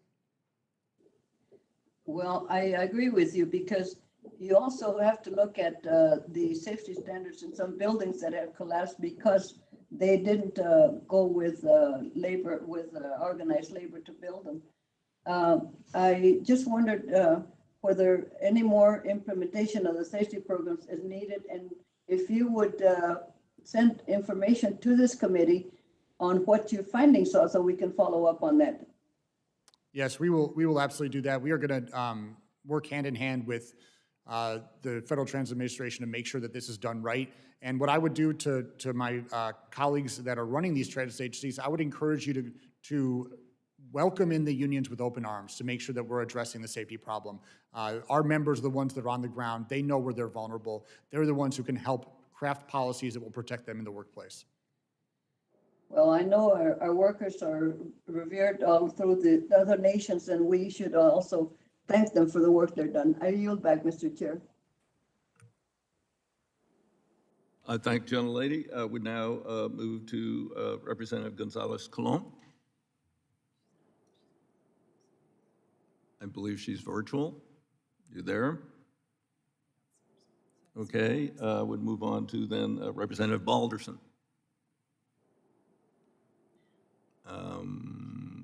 Representative Alderson? Nope. Okay. Representative Johnson? All right, let's try one more. Guest? Is the video working, or did everybody just go away? Okay, Representative Van Dyne, I believe, is actually here, so I recognize her. I'm right here. I'm right here, Chairman. Thank you very much. I appreciate it. Mr. Ditch, I'd like to actually have you have a moment to respond to the chairman's question and give an answer without being cut off or belittled about the state funds and whether or not they actually are adequate and why you believe that's true. Thank you very much. I genuinely believe that state governments now have the capacity to maintain their own highways, especially if the federal government gives them more tools to work with. For example, the 1956 Highway Act prevented the tolling of roads that were built from that date forward, which essentially means most highways west of the Mississippi. The existing highways at the time are grandfathered in, which means that you see tolls all over the Northeast and parts of the Southeast. If states had full ability to raise funds on their own, whether it's gas tax, whether it's tolls, whether it's mileage fees, what have you, they could easily do the work that is necessary to maintain the highways. And especially when you get rid of all the red tape that's mandated by the federal government that increases costs. Well, I appreciate you bringing up the red tape because that was going to be my second question to you is, when we talk about state funds, a lot of state funds have to have all of these different federal regulatory costs on top of them. For example, the Biden administration wants to obligate every NEVI grant applicant, regardless of local or state regulations, to use Davis-Bacon wage requirements. The problems associated with the implementation of Davis-Bacon Act are well documented. I worked at HUD. People who worked in Davis-Bacon department hated it and wanted it to go away. We've seen it directly and indirectly. The compliance requirements are burdensome and costly. Can you talk about some of the federal regulations that actually make the state budgets a lot less efficient because they're having to be wasted on unnecessary regulations? Can you go a little bit further into that? The Davis-Bacon Act increases wages, or increases costs by billions of dollars every single year across the country. More to the point, though, the real value of the added costs is greater in right-to-work states. So, for example, if there was no Davis-Bacon Act, I suspect that Oregon would still be paying union wage rates, New York, Illinois, California, but for states like Texas, Florida, Tennessee, the Dakotas, it reduces their flexibility to make choices. You need to pay workers enough to show up to do the work. And with a lot of blue-collar work, especially with construction work, right now, that means employers already have incentives to pay very healthy wages, growing wages. There's no need for the additional burden of the federal government saying, the market rate isn't enough, you need to pay a premium. In your testimony, you also stated that these so-called infrastructure bills did more to push Green New Deal policies than for traditional infrastructure that we've already identified as not getting enough resources. Can you explain how these bills masked Green New Deal ideas under the pretext of infrastructure and what the likely impact will be on actual infrastructure? One of the things I find striking is how much of the discussion of these green energy policies acts as though it's a free lunch, that we will be better off, that it will create all these wonderful green jobs. The fact of the matter is, if the green economy was this amazing investment opportunity, the private sector would be pouring in money hand over fist. The green sector only works through subsidies. So that means you are getting these high-paying, unionized jobs in the green sector at the expense of an untold number of jobs elsewhere in the private sector. We see these green jobs in these construction projects. We fail to see all the jobs that could be created and will in many cases be destroyed through higher taxes if the federal government got out of the way. Do you think that there would be more actual infrastructure, more building of roads, more building of bridges if we prioritize that as opposed to things like bike lanes? Again, absolutely. The amount of value we could get for the economy, for the average Americans who use roads and bridges every single day and who might never ride transit in their entire life, we could derive far more economic benefit if we concentrated on the things that people actually use from coast to coast and border to border. Do you have any examples of where you've seen highway spending not spent on highways since the rollout of these pieces of legislation? I'm sorry, could you repeat that? Yeah, do you have any examples of where highway spending was spent on things other than highways? Oh my gosh, yes. Each year, about 30% of funds that go through the Highway Trust Fund are diverted into things like bike lanes and walk paths and even ferry boats. It's an attempt to shoehorn every single conceivable aspect of surface transportation into the highway bill, and it muddies the waters, and people paying the gas tax end up paying for things they don't actually use. Thank you very much. I yield back. Okay, we'd now turn to Representative Payne, who's virtual. Thank you, Chairman.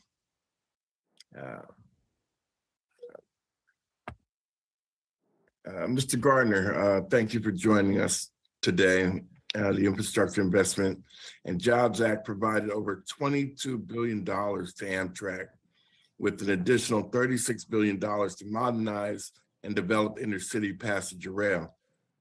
I am proud to have worked with Chairman DeFazio in making that critical funding available. I'm a frequent rider of the Northeast Corridor. Can you please share when you think the NEC service will return to pre-pandemic levels?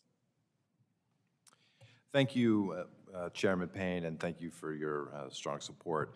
We are working hard to return the NEC service. By the end of fiscal year 23, we'll have much of the service back. In fact, on the regional side, we'll be on some days at higher levels. The Acela service will take a little bit longer to return in the section between Washington and New York to its full levels, but as we see the arrival of our new train sets next year, we'll be able to increase service. So we're working hard there. The long lead is on the equipment maintenance side, the mechanical crafts, which we're building and growing now, but are under intense competition across the Northeast Corridor for machinists, welders, et cetera. And as I mentioned, we've seen a good return of demand, and in fact, we have higher demand for relatively less service today, so we're very optimistic that the growth will continue, and we're working hard to return it, all of our capacity. Yes, I recently had an opportunity to see the new Acela equipment that is scheduled to enter the service next year. Look forward to the improved ride quality. How would consistent funding help Amtrak get on a regular cycle of fleet replacement for all its services? Does consistent funding provide Amtrak's suppliers the confidence they need to invest in their U.S. manufacturing facilities and workers? Thank you, Mr. Chairman. The IIJA funds to Amtrak really changed the entire game for Amtrak's capital program. As you know, we have always gone year to year on annual appropriations for capital investment, and that has significantly restrained our ability to make those longer-term investments that help drive down operating costs and improve quality over time, because we were never aware if the funds next year would be there to pay the bills to invest in those bigger programs. So the 5 years of advance appropriations is essential for us to be able to refleet the entire network.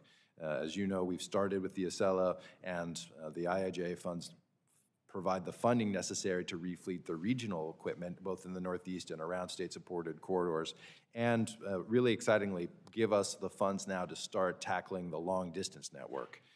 This equipment is same age as I am. It's earned its retirement. I haven't yet, but it certainly is ready to be replaced with modern, reliable equipment to meet the demands of a new generation of riders, and in the process, creating enormous opportunity for the manufacturing sector. The new Acela trains being manufactured in New York, creating 440 450 direct jobs or so in Hornell, another 1,700 jobs across 29 states at the various suppliers, supporting the development of that new fleet, which is 95% made in the United States.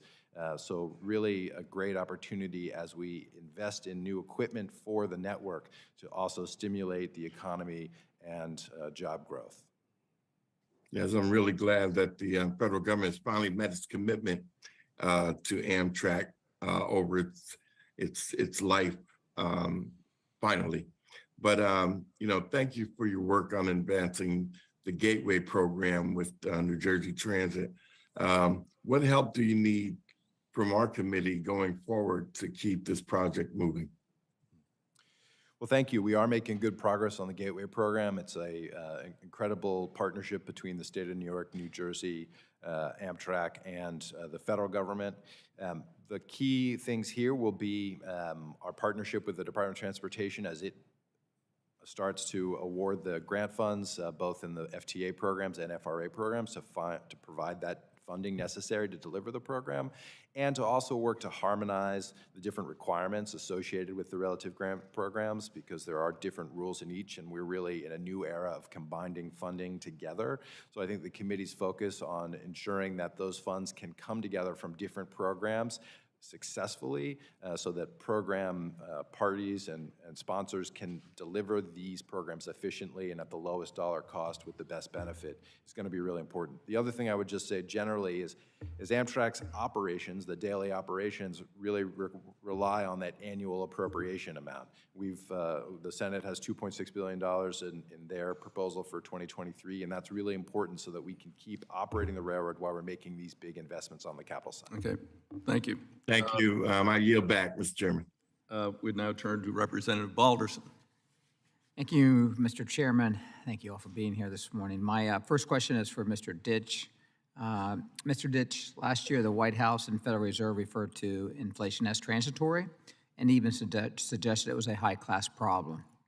Currently, the Consumer Price Index is 8.3 over the past year, a 40-year high. According to the Congressional Budget Office, the so-called Inflation Reduction Act, which was signed into law last month, will actually increase inflation in 2023. Your colleague at the Heritage, Darren Blast, recently said about the IRA, the bill's push for electric vehicles is just one example of this extremism. Despite decades of subsidies, electric vehicles make up just about 1% of registered vehicles. Mr. Ditch, do you believe the new tax credits for electric vehicles included in the IRA is a good use of taxpayer dollars? And do you believe they will reduce the record high inflation in short term? I do not believe it is a good use of taxpayer dollars, and I think it is very clear at this point that the so-called Inflation Reduction Act has practically nothing to do with reducing inflation. You don't have to take the Heritage Foundation's word for it. You can look at the Penn Wharton model, you can look at the Congressional Budget Office, and you can also look at the math.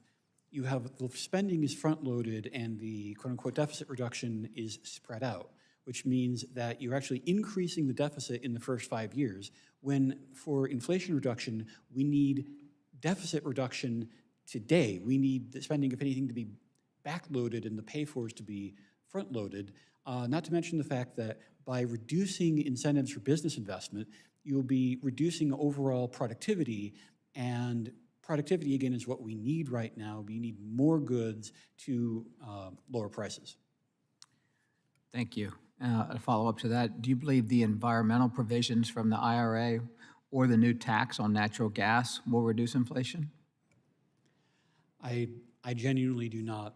The IRA is not going to lower energy costs.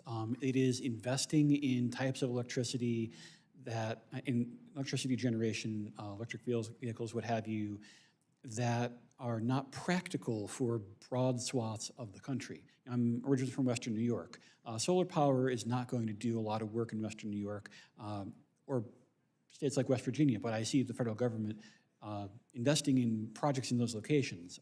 Those projects might feel good for members who are very passionate about that issue, but they're not actually going to produce a sufficient amount of energy. They're not going to actually help the consumers who really need their, the price of gas and the price of home heating to come down. Thank you for that response. And I knew that Secretary Buttigieg on Twitter that those EV tax credits will reduce inflation in the short term by helping Americans save money on gas. Unfortunately, I don't think this administration understands the vast majority of our constituents, my constituents, are focused on they're focused on affording groceries and paying their bills, not saving for a new electric vehicle. So thank you. My final question to you, Mr. Ditch. In your testimony, you note that to fund the infrastructure bill spending increases, Congress used a combination of budget gimmicks and inflationary deficit spending. Can you expand on these budget gimmicks, and how do you think Congress should have structured the funding to ensure the bill wasn't inflationary? There's a lot of what one might call, turning over the couch cushions looking for money. There was a, perhaps the largest gimmick involves supposedly derailing a rule put forward by the Trump administration that Congress clearly has no intention of allowing to take place, but it just happens to receive a favorable CBO score. The fact that this thing isn't going to happen, even though it's also never happened, doesn't actually offset the amount of spending that's going out the door. What matters is how much money is going out the door compared to how much money is being brought in. And the Infrastructure Investment and Jobs Act makes more money go out the door by to the tune of hundreds of billions of dollars, and the deficits, once again, are very high in the early years, which is exactly the wrong time to have it. We need deficit reduction today, not 6 or 7 years from now. Thank you. Mr. Chairman, I yield back.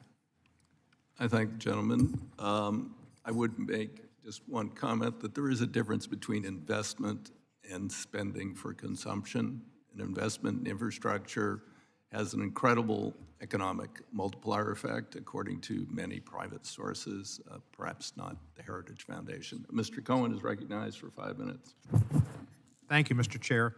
Firstly, I'd like to say that Mr. Garner did a good job of praising our chairman, but it could have been better because he is the Roger Federer of transportation. He's leaving everything on the court. He can leave knowing he's accomplished his job and served his mission well. And I thank the chairman for his work and Mr. Gardner for his kind remarks. I appreciate, Mr. Gardner, let me ask you about Amtrak. Memphis proudly has a service to and from Chicago and New Orleans. Like to have service to Nashville.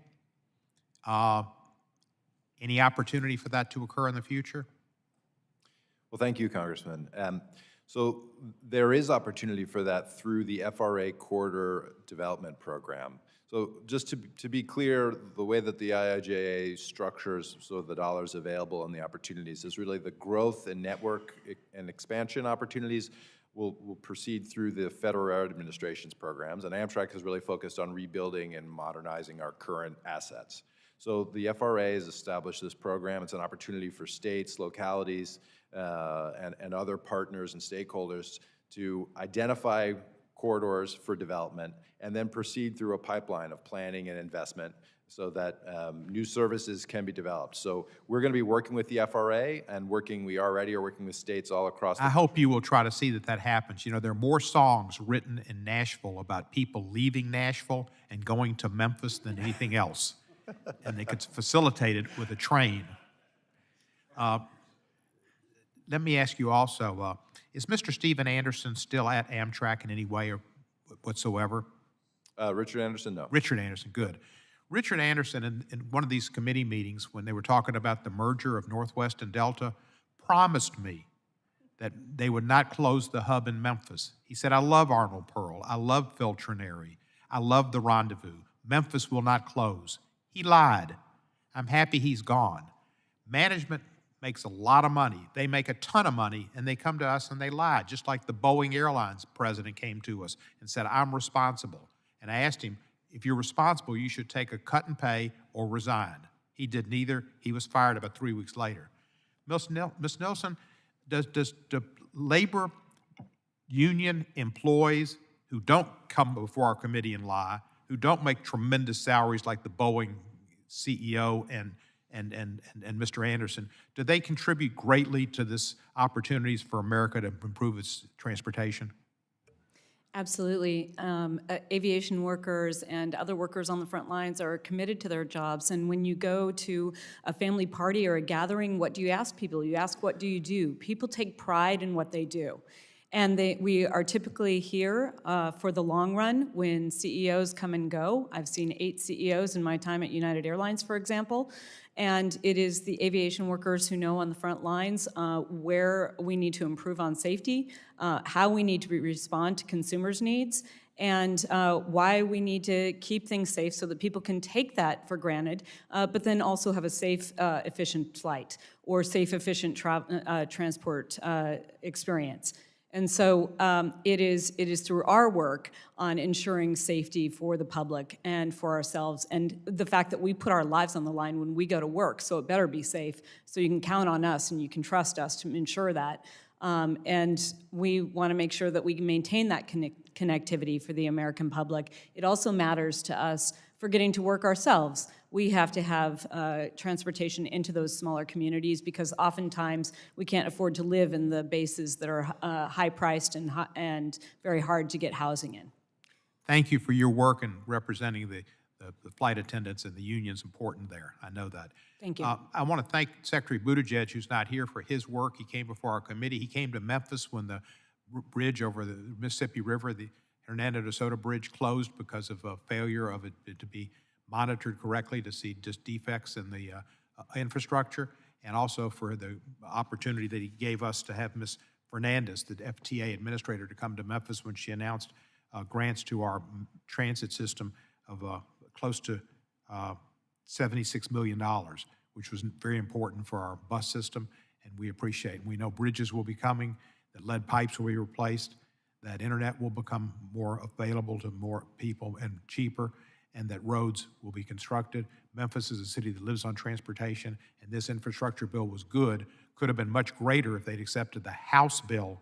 And I do want to mention the following names real quickly: Richard Burr, Bill Cassidy, Susan Collins, Lindsey Graham, Lisa Murkowski, Rob Portman, Jerry Moran, Todd Young, Tom Tillis, Mike Rounds, and Mitt Romney, Republicans who voted for this bill in the Senate.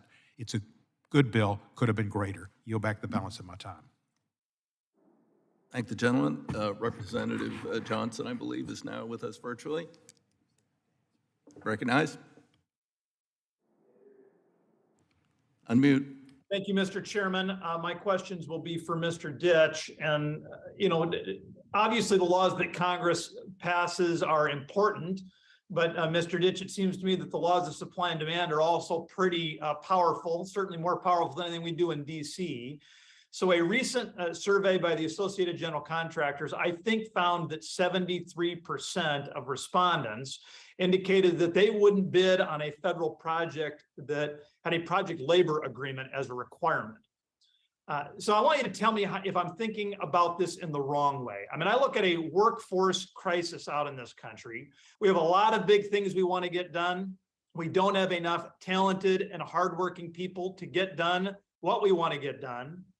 You've got a number of outstanding firms across our country where the workers have chosen not to unionize. They have made that decision, and they are at risk in a number of these federal projects of being frozen out of helping to advance this infrastructure investment that our country needs to continue to make. Now, this is of particular importance in my state, South Dakota, where 4% of the workers are unionized. There are simply not enough unionized shops to be able to respond to the edict that the administration has put out, saying that some workers will be frozen out of this kind of work. Mr. Ditch, the laws of supply and demand. It seems to me that if we are shrinking the number of firms and workers available to bid on these projects, it will by necessity increase the price of those projects at a time when inflation is already destroying the purchasing power of these federal dollars. Mr. Ditch, what am I getting wrong with my economic assumptions? I don't believe you're getting any of that wrong. There's times where I am a bit confused as to what reality these moves are attempting to supposedly respond to. Again, if you go back a century, construction work was very low skill. You can go around and potentially employers would have more leverage than the employees and they would underpay. And so maybe in some scenarios it would have made sense to have protections like project labor agreements and the Davis-Bacon Act. But in 2022, construction work is not low skill. You need to know what you're doing. The productivity per worker is exponentially greater than it was a century ago. These workers are valuable, they know they're valuable, and employers know they're valuable. They are compensated fairly. That compensation keeps going up over time, both in absolute terms and frankly, I believe, relative to the median wage. All that these rules do is layer on an additional amount of requirements, an additional amount of bureaucracy, and it makes it harder for state governments who are mostly doing the work to find the workers, to find the contractors that they need to get the work done. And what supposedly is the harm that is being addressed by these rules? I don't see it. It just seems like feather bedding. Well, and I want to make it clear, I certainly wish we all will to the hardworking men and women who've chosen to unionize, that's their right under federal law. But for those who've made a different decision, and for those firms that are expert firms that are able to deliver great value for the American people, including on a number of projects that are expected to be built in South Dakota, the idea that we're going to freeze South Dakota firms out of that part of the economy, to me, is a terrible waste of talent. I do, with the minute I have left, I want to turn to Mr. Hirsch. There is bipartisan agreement, sir. It seems to me that the siting process in this country takes too long. The same kind of project that would take 2 years to permit in France or Germany takes 7.5 years in this country. Secretary Buttigieg and I had a great conversation about this the last 2 times he was before this committee. So, sir, could you, if you were going to give a recommendation to this committee on the most important thing we could do to appropriately streamline these approval processes, what would your answer be? Thank you for your question, Representative Johnson. I don't think I'm the best person on this panel to actually answer this for you. I would suggest throw to Mr. Regan. Sure, right. It's an all play. Who wants to take the bait?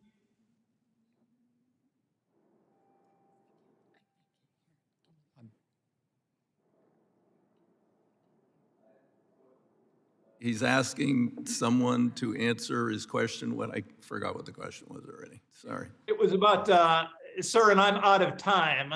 I would just know that I think we need, with the little time I don't have available, Okay. It's good and well to talk about this investment in infrastructure. But if we're going to take 7.5 years to permit these projects, we're going to have a tremendous amount of money wasted. Okay. I think we need to be talking more I as a think- committee about what we can do to streamline that process. Thank you, sir. I yield back.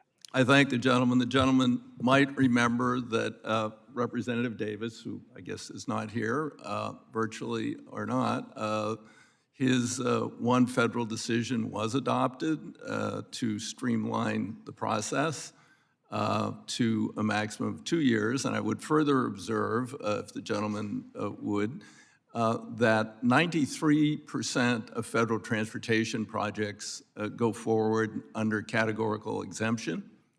4% go forward with an environmental analysis, which is a relatively short process, does involve a little bit of public involvement.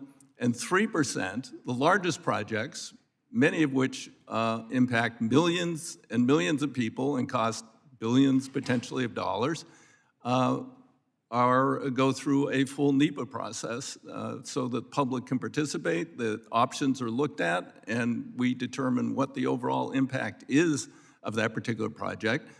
For instance, we know we have to rebuild the tunnels under the Hudson River, but they were held up by the environmental impact statement sitting on Secretary Chow's desk for 3.5 years collecting dust. And we couldn't get her to blow off the dust and put those forward, even though the work had been done. So it's a very small number of projects that take anywhere near the amount of time the gentleman's talking about. With that, we're moving on.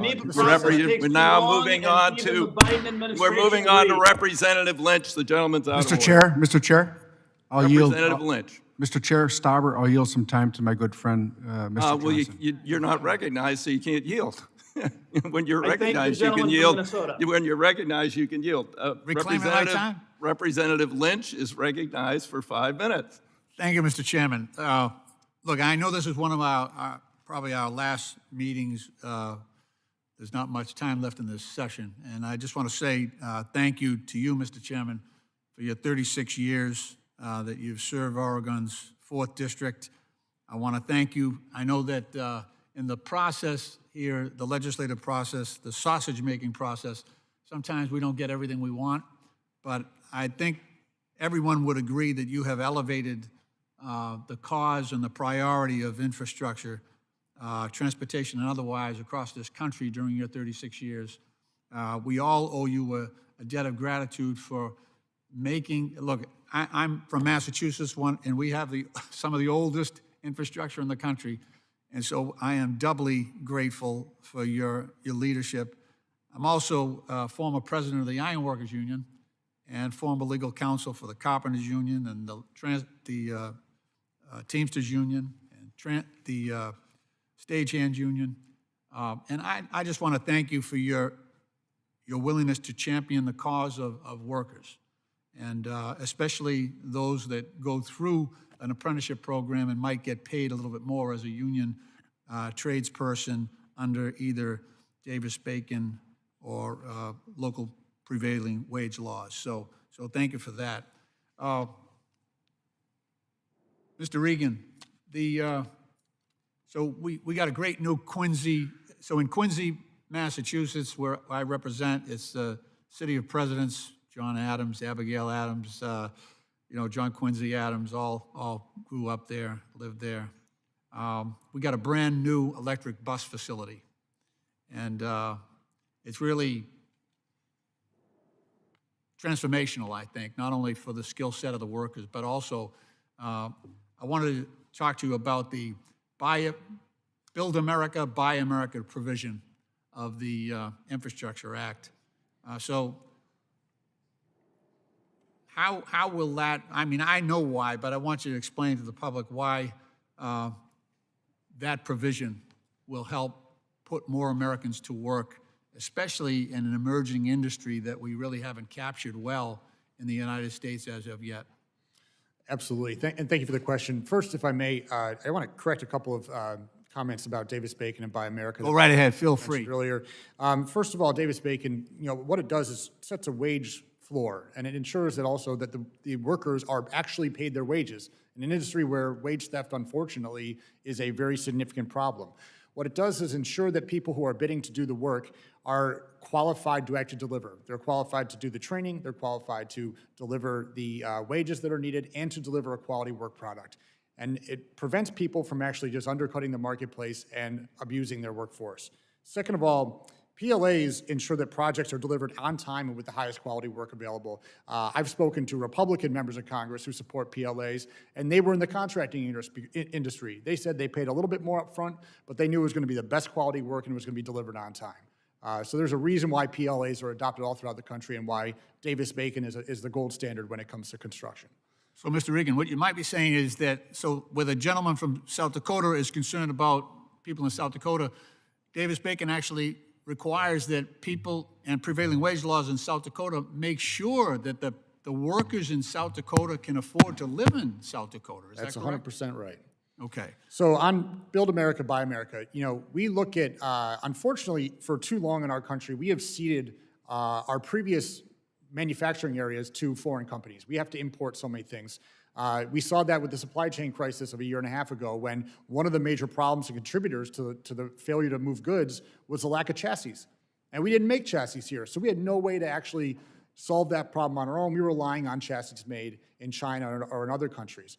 And if we look at an emerging industry like electric buses, this is an opportunity to gain back some of that market share and become leaders in the manufacturing field once again, in an area where, frankly, we just can't sit here and rely from our own economic competitiveness and our own national security on foreign nations to provide our critical goods that keep our economy and our people moving throughout this country. Thank you. And you just raised another issue. So we have competition over EV batteries, so electric vehicle batteries. There's one U.S. company that's competing. It's from my district, but we're manufacturing them in Austin, in the suburbs of Austin, Texas. But that would bring those jobs into the United States, even though I'm putting workers from Texas to work. That's a good thing, as opposed to losing those jobs to countries overseas. Mr. Chairman, I yield back. Again, I thank you for your service to your constituents and to the country. Thank you. Mr. Chairman, if I may just add briefly, it is really important to correct the misstatement that 87% of construction workers have rejected a union. That's not true. There is no vote for that. They only have access to these jobs when we make the commitment to make them project labor agreement jobs. So it is on all of us as policymakers to make sure that that is possible for the American worker. Thank you for the clarification. We now turn to Representative Massey. Thank you, Mr. Chairman. Mr. Ditch, it looks like we've given over $50 billion of bailouts to the airline companies. And meanwhile, they're giving bonuses to management and their executives. If Congress hadn't given the billions and billions of dollars to the airline industries, would the airplanes have disappeared? Would the equipment on the tarmac that we see carrying the fuel and the luggage to the airplanes, would that have just vaporized? Would the computer systems that they own and use, would those have gone into the waste bin? What would have happened in a free market if we hadn't given the bailout to the airlines? For one thing, it's a very complicated situation because what was going on during the pandemic was not a pure free market. Airlines, in many cases, were discouraged or actively, in some cases, prevented from normal operations because of the public health rules. So, to that extent, their reduction in business was not their fault. At the same time, there was essentially it was a jobs program. The $50 billion, you're right, it didn't go into airplanes and terminals. It went into ensuring that absolutely nobody got laid off. This was a special kind of protection. While we did have the Paycheck Protection Program, there were some sectors of the economy where that wasn't enough, and some people lost jobs, and then when the economy rebounded, those jobs returned. We could have seen some layoffs. At least it looks like about half of that money went to that, but isn't it really a bailout, not for the airplanes and the airlines and these routes, but a bailout for the investors in those companies and a bailout for the creditors? Like, the airplanes wouldn't have disappeared. After a capital rearrangement, I would assume they'd go out and get more capital from new investors, and the old investors would get diluted. Didn't we really just protect, ultimately, after you do the paycheck protection, we were protecting the people on Wall Street that hold the stock in those companies? Oh, yes, there's absolutely, and again, that's very true, and it's also the case of the Paycheck Protection Program, that a tremendous amount of the money that was notionally being put forward to preserve jobs was instead captured by investors and owners, and they ended up, in some cases, not only not losing money, but getting a little bit back. Let me move on to my next question for Mr. Gardner. Mr. Gardner, can you describe to me the state of Amtrak's vaccine mandate program? So we have a general mandate for vaccine for new workers. And so are you aware that the efficacy of the vaccine wears off after 6 months? Quite a bit? So I think depending on which vaccine and what time and what period, certainly the vaccines have limited efficacy, but we require new employees as they come to the country. Let me ask you a question. If somebody got the first initial doses of the vaccine 20 months ago, would that comply with your vaccine mandate? Yes, if they were vaccinated. Do you believe 2 doses 20 months ago has any effect on the currently circulating variants of the virus? From what I understand from the public health, I do believe vaccines have a beneficial effect on public health and the individual You health. believe a COVID vaccine 2 years that was taken 20 months ago that targeted a variant that is no longer circulating has an effect on preventing the spread of COVID now? Can you give me some scientific basis for that? Because I think it's based in mysticism, disproven myths, and superstition. And in fact, I'm glad you mentioned public health and what we know about public health. The CDC this summer said that after 8 months, that the effectiveness of 3 doses is somewhere between 20 and 0% against the currently circulating variants. That's after 8 months. Your vaccine mandate is so ridiculous. You're saying if you got the jab 20 months ago, then you're good to go. And in the meantime, you do have an exemption according to your website. Somebody can be tested every week.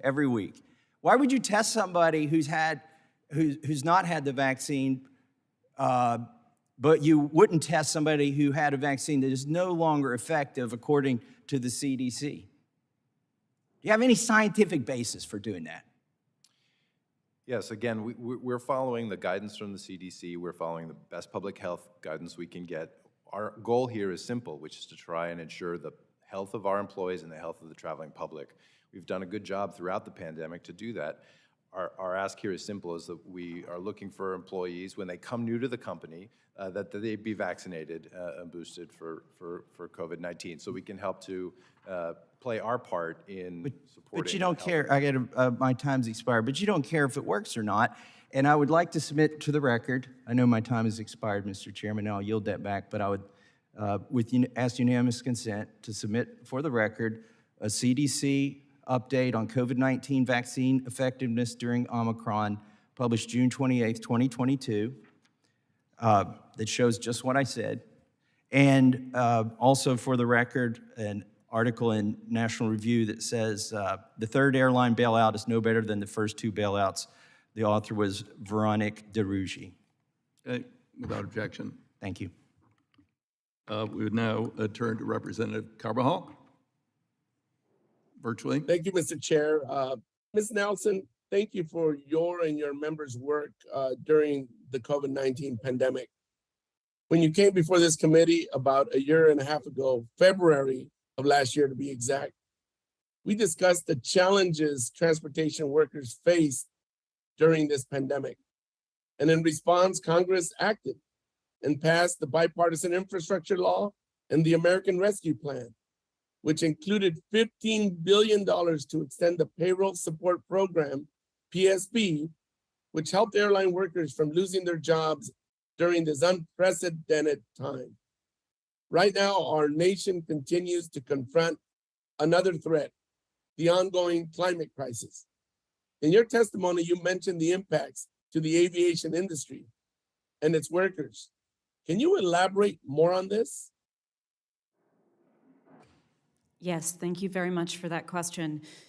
So the climate crisis is continuing to disrupt our jobs. There are increased incidents of severe turbulence that has thrown aviation flight attendants around the cabin. We are the ones that are unbuckled, pushing 300-pound carts. And when these happen, it is typically flight attendants that are severely injured, hospitalized, and there are 2 incidents that I reference in my written testimony specifically about this at American Airlines and Southwest Airlines over the past year. These frequency of events are becoming more and more serious and a serious occupational risk. The other issue is that we have a disaster relief fund. We have more applicants for our disaster relief fund in the past 5 years by far than we have had in the entire time since its inception at 9/11. Flight attendants' homes are destroyed. Their ability to get to work is destroyed. Airport infrastructure is destroyed. Airport tarmacs become too hot to land on, or with the polar vortex, it was too cold to take off. The climate crisis is creating a serious threat to our jobs, our income, and focusing on better prediction of these weather events so that we can work to avoid them and work to avoid the effects of them, as well as stopping carbon emissions, slowing carbon emissions, and tackling the climate crisis is critically important for the continued jobs that flight attendants and other aviation workers do. Thank you. Congress just passed the Inflation Reduction Act, which I'm sure you're aware of, to not only reduce energy and healthcare costs, but also to fight climate change to address these challenges. We thank you. Yes, Mr. Regan, it's nice to see you, and thank you also for your work during this COVID-19 pandemic. This committee, under the leadership of Chairman DeFazio, has been busy, as you're aware. We helped write the American Rescue Plan and the bipartisan infrastructure law. Now, as we begin to see the $1.2 trillion being used to bring our infrastructure into the 21st century through the bipartisan infrastructure law, can you discuss the impacts of this historic investment for workers? Has it helped make sure we have good paying jobs? Yes, and thank you for the question. I think we are going to see the worker impact of the infrastructure law go throughout the entire length of the law. As I mentioned earlier, we have, it'll come in stages. I think especially early on, we're going to see a lot of a really increase in construction worker jobs. And with some of those important protections like Davis-Bacon and PLAs, we're going to ensure that those are good paying jobs where people are paid a good wage and the projects are being done the right way and on time.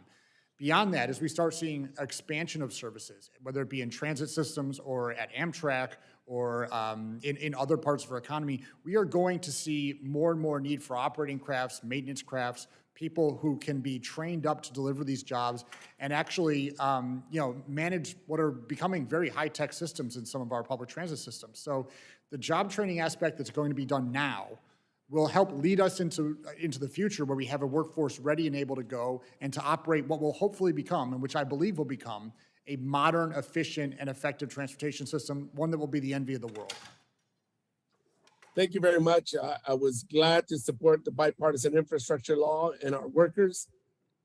This legislation was a jobs bill, and I'm glad that it also had specific language promoting good Davis-Bacon union jobs. Thank you very much for your testimony. Mr. Chairman, I yield back. Chair now recognizes Mr. Gibbs for 5 minutes. Thank you. Just to clear up a little bit, Representative Johnson from South Dakota was talking about the delays and stuff, and unfortunately, in the infrastructure bill, it included no reforms to the outdated NEPA process, and we still have a 6-year-plus delay, even though we tried to pass to do it in 2 years, but Secretary Buttigieg is still sitting on administrative inaction. So I'm going to make that clear. A lot of the testimony today is talking about all the great things all this taxpayer money spending has done.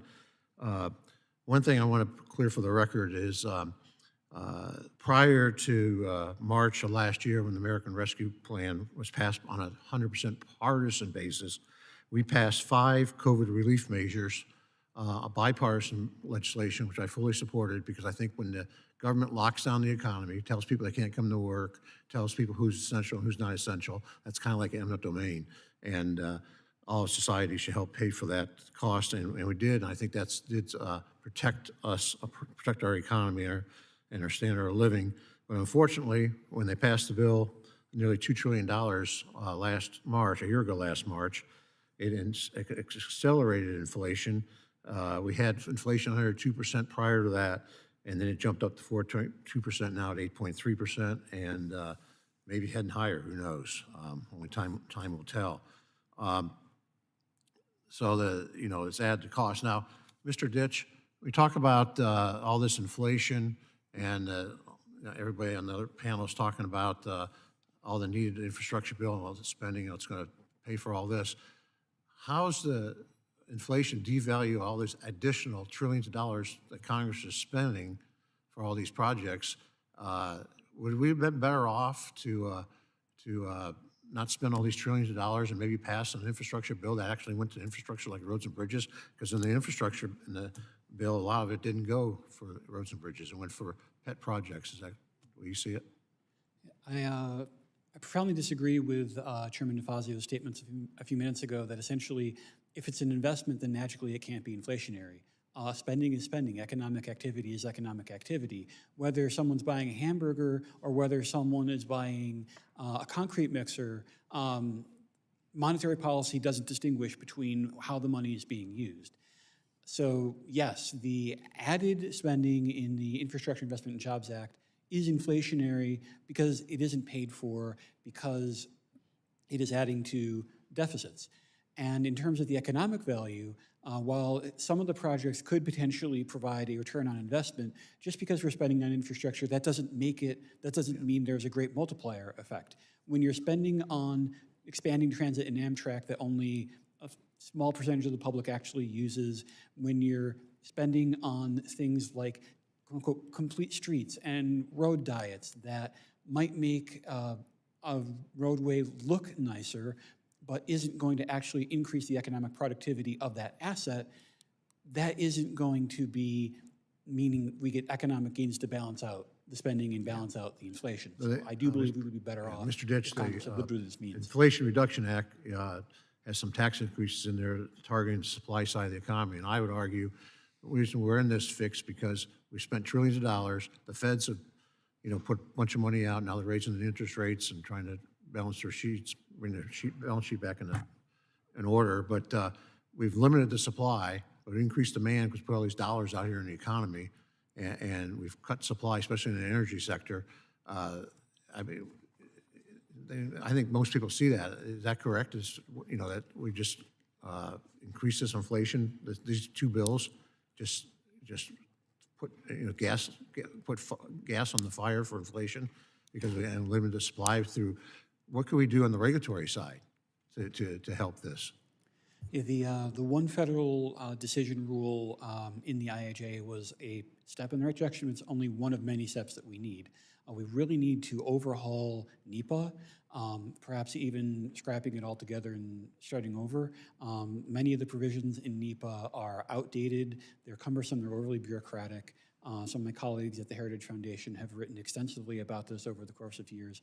There's a lot we can do, and the extent to which this permitting process gets in the way of things, it gets in the way of projects that both sides like. It gets in the way of highways, it also gets in the way of solar plants and windmills. Yeah, just one last question. I got a little time here. Heritage Foundation, do you have any recommendations how we could shore up the Highway Trust Fund? Yeah. I'm sorry, what? How we could shore up the Highway Trust Fund? Yes, that's very important. The chair recommends that perhaps we do that in written response. Okay. Chair recognizes Mr. Malinowski for 5 minutes. Thank you, Mr. Chairman. Thanks to our witnesses. I just want to begin by saying, and I see the chairman came back, what a extraordinary privilege it's been for me serving with him on this committee these last 4 years. I came to this committee for the subject matter. I stayed for the chairman. This is one committee where I would always try to come on time, not just to gavel in so that I could ask my questions, but because I always wanted to hear Pete DeFazio's opening statement, because I knew I would learn something from it. And Pete, I have to admit that if not for you, I would not know nearly as much as I do about budgetary treatment, expansion, and adjustment of the Harbor Maintenance Trust Fund under Section 9505 of the Internal Revenue Code of 1986. Did I get that right? Close enough. Yes.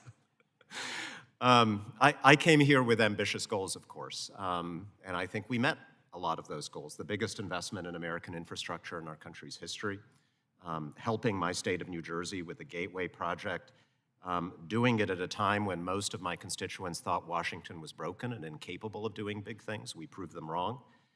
Doing it in a way that enables our country, America, not China, to lead the world to clean energy. I can't understand why anyone would be against that. Now, we did spend a lot of money, I acknowledge that. I wish the infrastructure bill had been better paid for. The political reality is we would have done it in the House. There's no way to get a bill through the filibuster in the Senate that is fully paid for. That is the political reality. But I also think that we got to be a little bit honest when we're talking about the deficit. And I want to ask you, Mr. Ditch, You said at one point today, quite correctly, that when it comes to the deficit, the only question is how much money is going out, how much money is coming in. So I want to ask you whether you or the Heritage Foundation, for example, opposed the 2017 tax bill, which resulted, just yes or no, in about $2 trillion more going out than coming back in. I was a congressional staffer at the time. Heritage was broadly supportive. Thank you. Can you think of any bill that was enacted by the U.S. Congress during that 2-year period when the Republican Party had control of the House and Senate and the White House, enacted and signed by the President, that substantially reduced the deficit? Can you name one? Nope. Thank you. And you would acknowledge that the IRA, although your critique of it, I understand it, is that it doesn't get to the deficit reduction fast enough, fair enough, that it does reduce the deficit by around $300 billion over the next few years. It remains to be seen whether that will actually be the case. Okay. That is the estimate of the nonpartisan analyst that looked at it, and as you acknowledge, Republicans had 2 years to do something about the deficit, and you acknowledge they did nothing. We just cut it by $300 billion. As to the airline bailout, you actually believe that if we had done nothing at a time when not only the government was telling businesses to shut down, but people were not flying because they didn't want to die, you actually believe that if we had done nothing to help the airlines, that 2 years later they just would have picked up where they started, all those workers would have just magically come back to their airline jobs, all the planes would have been ready to go, the airports would have been fine, and the airline industry would have been in good shape this summer to fly all those people around? No, I didn't say that. I don't believe it. There absolutely would have been layoffs, and there could very well still be jobs that would not exist. Right. The question to me is probably massive disruptions, far greater than anything that consumers faced this summer. What would the unemployment rate in America be if not for the PPP program and the money that we spent, the deficit causing, acknowledge that, money that we spent during the pandemic? What would our unemployment rate be in America today? There's really no way of knowing. Would it be 3.5% or higher? We very well could have higher unemployment today. The question is whether it was worth the incredible expense. Okay. Well, I think most of the folks in my district who I represent who have jobs today and would not have, I think we kind of agree some of them would not have jobs today, would probably argue that it was worth it, because I don't think there's anything more important, especially at a time where we all acknowledge inflation is a problem, that people actually have jobs and incomes to begin to afford the day-to-day expenses of life in this country. Thank you, and I yield back. Chair recognizes Ms. Gonzalez-Colon for 5 minutes. Thank you, Mr. Chair. Mr. Garner, I just tried to book a trip using my Puerto Rican address in the website, in the Amtrak website. Is the gentlelady's microphone on?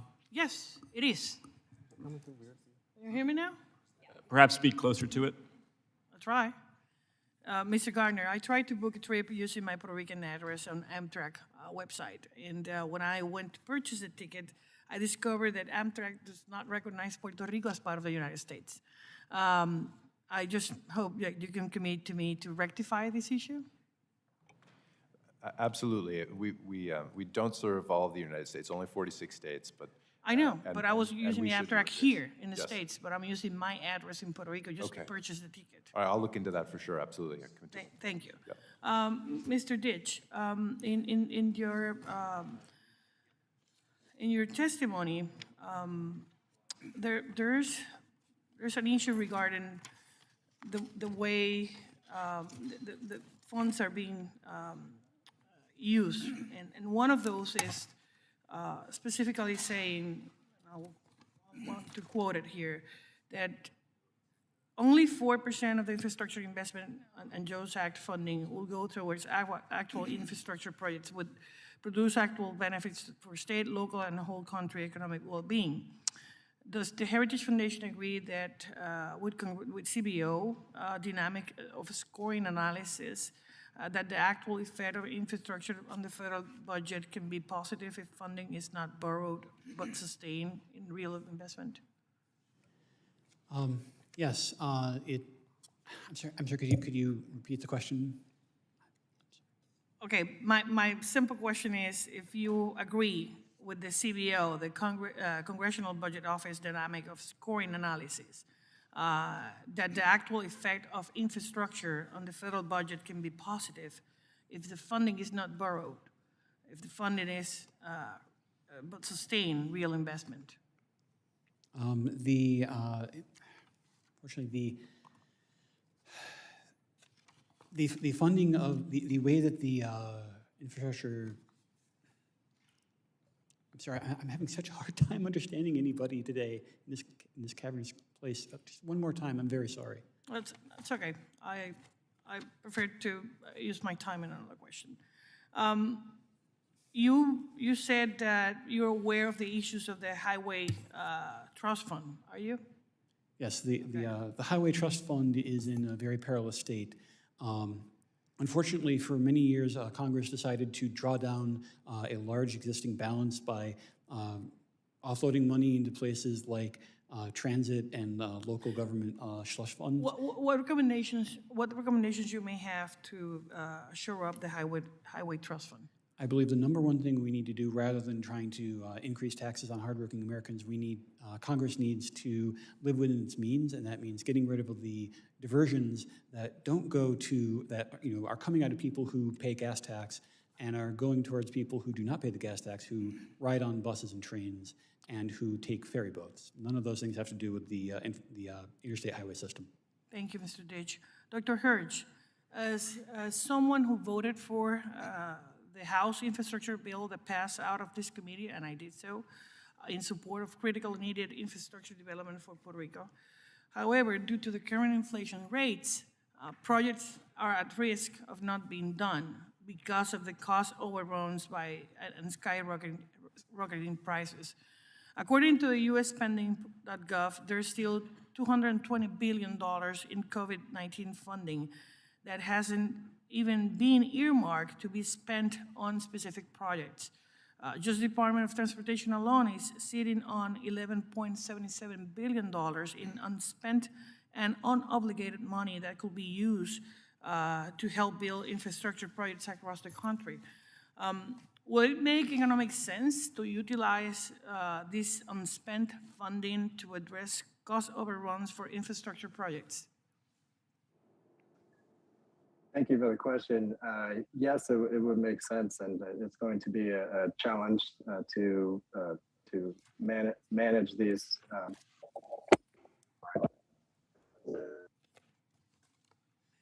Do you think we need, what is needed to use that unspent money?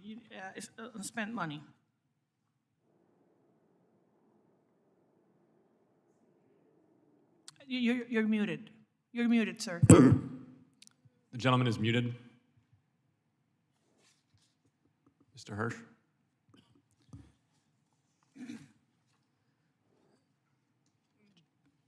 Mr. Gentlelady's Hirsch, time has you're muted. expired. Perhaps the gentlelady can request written response to that question.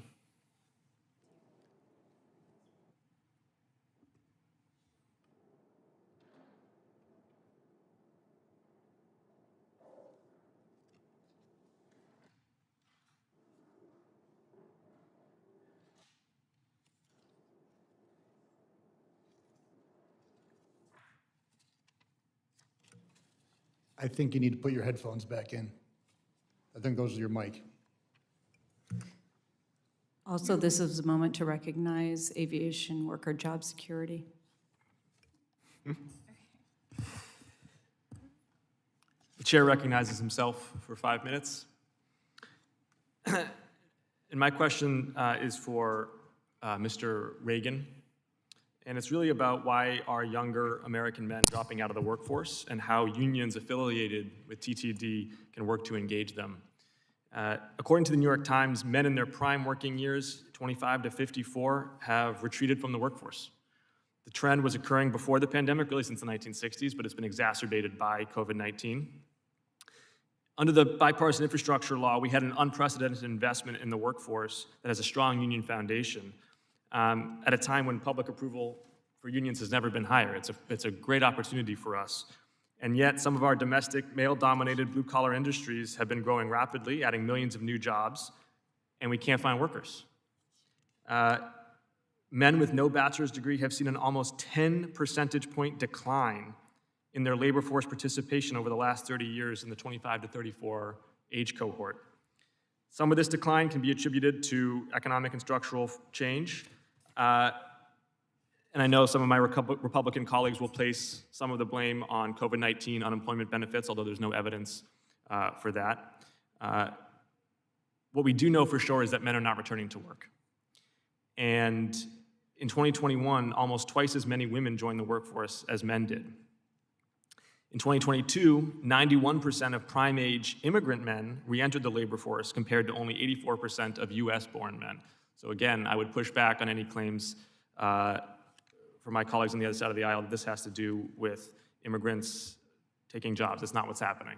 What's happening here is that we have an issue with native-born American men 18 to 35 who are not entering the workforce at the level that we need them to. The not in the labor force men outnumber the formerly unemployed by more than 4 to 1. So we have this huge pool of untapped potential working age labor force that we need to help build our roads and bridges, fix our water supplies, and yet they're on the sidelines of the United States economy.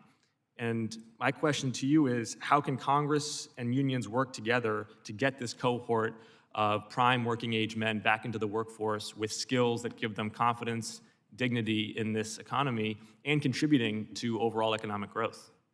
Thank you for the question. I think at its core, when people talk about labor shortage in a lot of these areas, it tends to rub me the wrong way, because a lot of situations you actually saw during the Great Recession, for example, more people were hired than actually resigned during that period. It's that people didn't want to do bad jobs. So in many of these cases, especially as you advance greater union density and more union participation, it actually raises wages across the board, even for non-union employees. So if we're providing better incentives for people to go to those jobs, which really wages, benefits, working conditions. You hit all those three, you're going to be able to recruit more people into your workforce. And there is as we also put in more training at the front end for these jobs and giving people the skills they need to advance not only in the job they are hired to do, but hopefully advance their careers down the line as well. You're giving people the tools to succeed in a specific trade, whether it be in the transit workforce, in the freight rail workforce, or in the aviation workforce. In every scenario, if we provide people with the wages, the benefits, the working conditions, and the training, then they're going to succeed, and they're going to tell their friends about, hey, I got this great job right now, and I didn't always think I'd go into be a transit worker, but right now I was blown away. The pay is good, the benefits are good. And what are you doing for outreach on that? I mean, I hear your point: wages, benefit, working conditions. There has never been a time, at least in my lifetime, when the conditions have been better for that type of outreach, where we've got work that we want to do, we've got funding to do it, we've got a lot of people able to work, and the appeal of joining organized labor is higher than ever. And yet we still have one American looking for every 2 open jobs right now. There is this cohort of younger American men who need a different type of outreach. Well, part of it, and I want to commend Stephen for what they've done at Amtrak, in terms of partnering with unions to go to these job fairs, to advertise their jobs in high schools and in community colleges, to make sure that people understand what the realities of these jobs are. Yeah, these men are not going to job fairs, though, to be clear. That's fair. We've done time use studies. They're not seeking employment. Well, I think it is going to require a lot more work. I mean, from a union perspective, certainly we can do more to advertise what our jobs bring and the quality of life that you can get with a job in any of the industries that I represent. So I think there can be more done from the union perspective.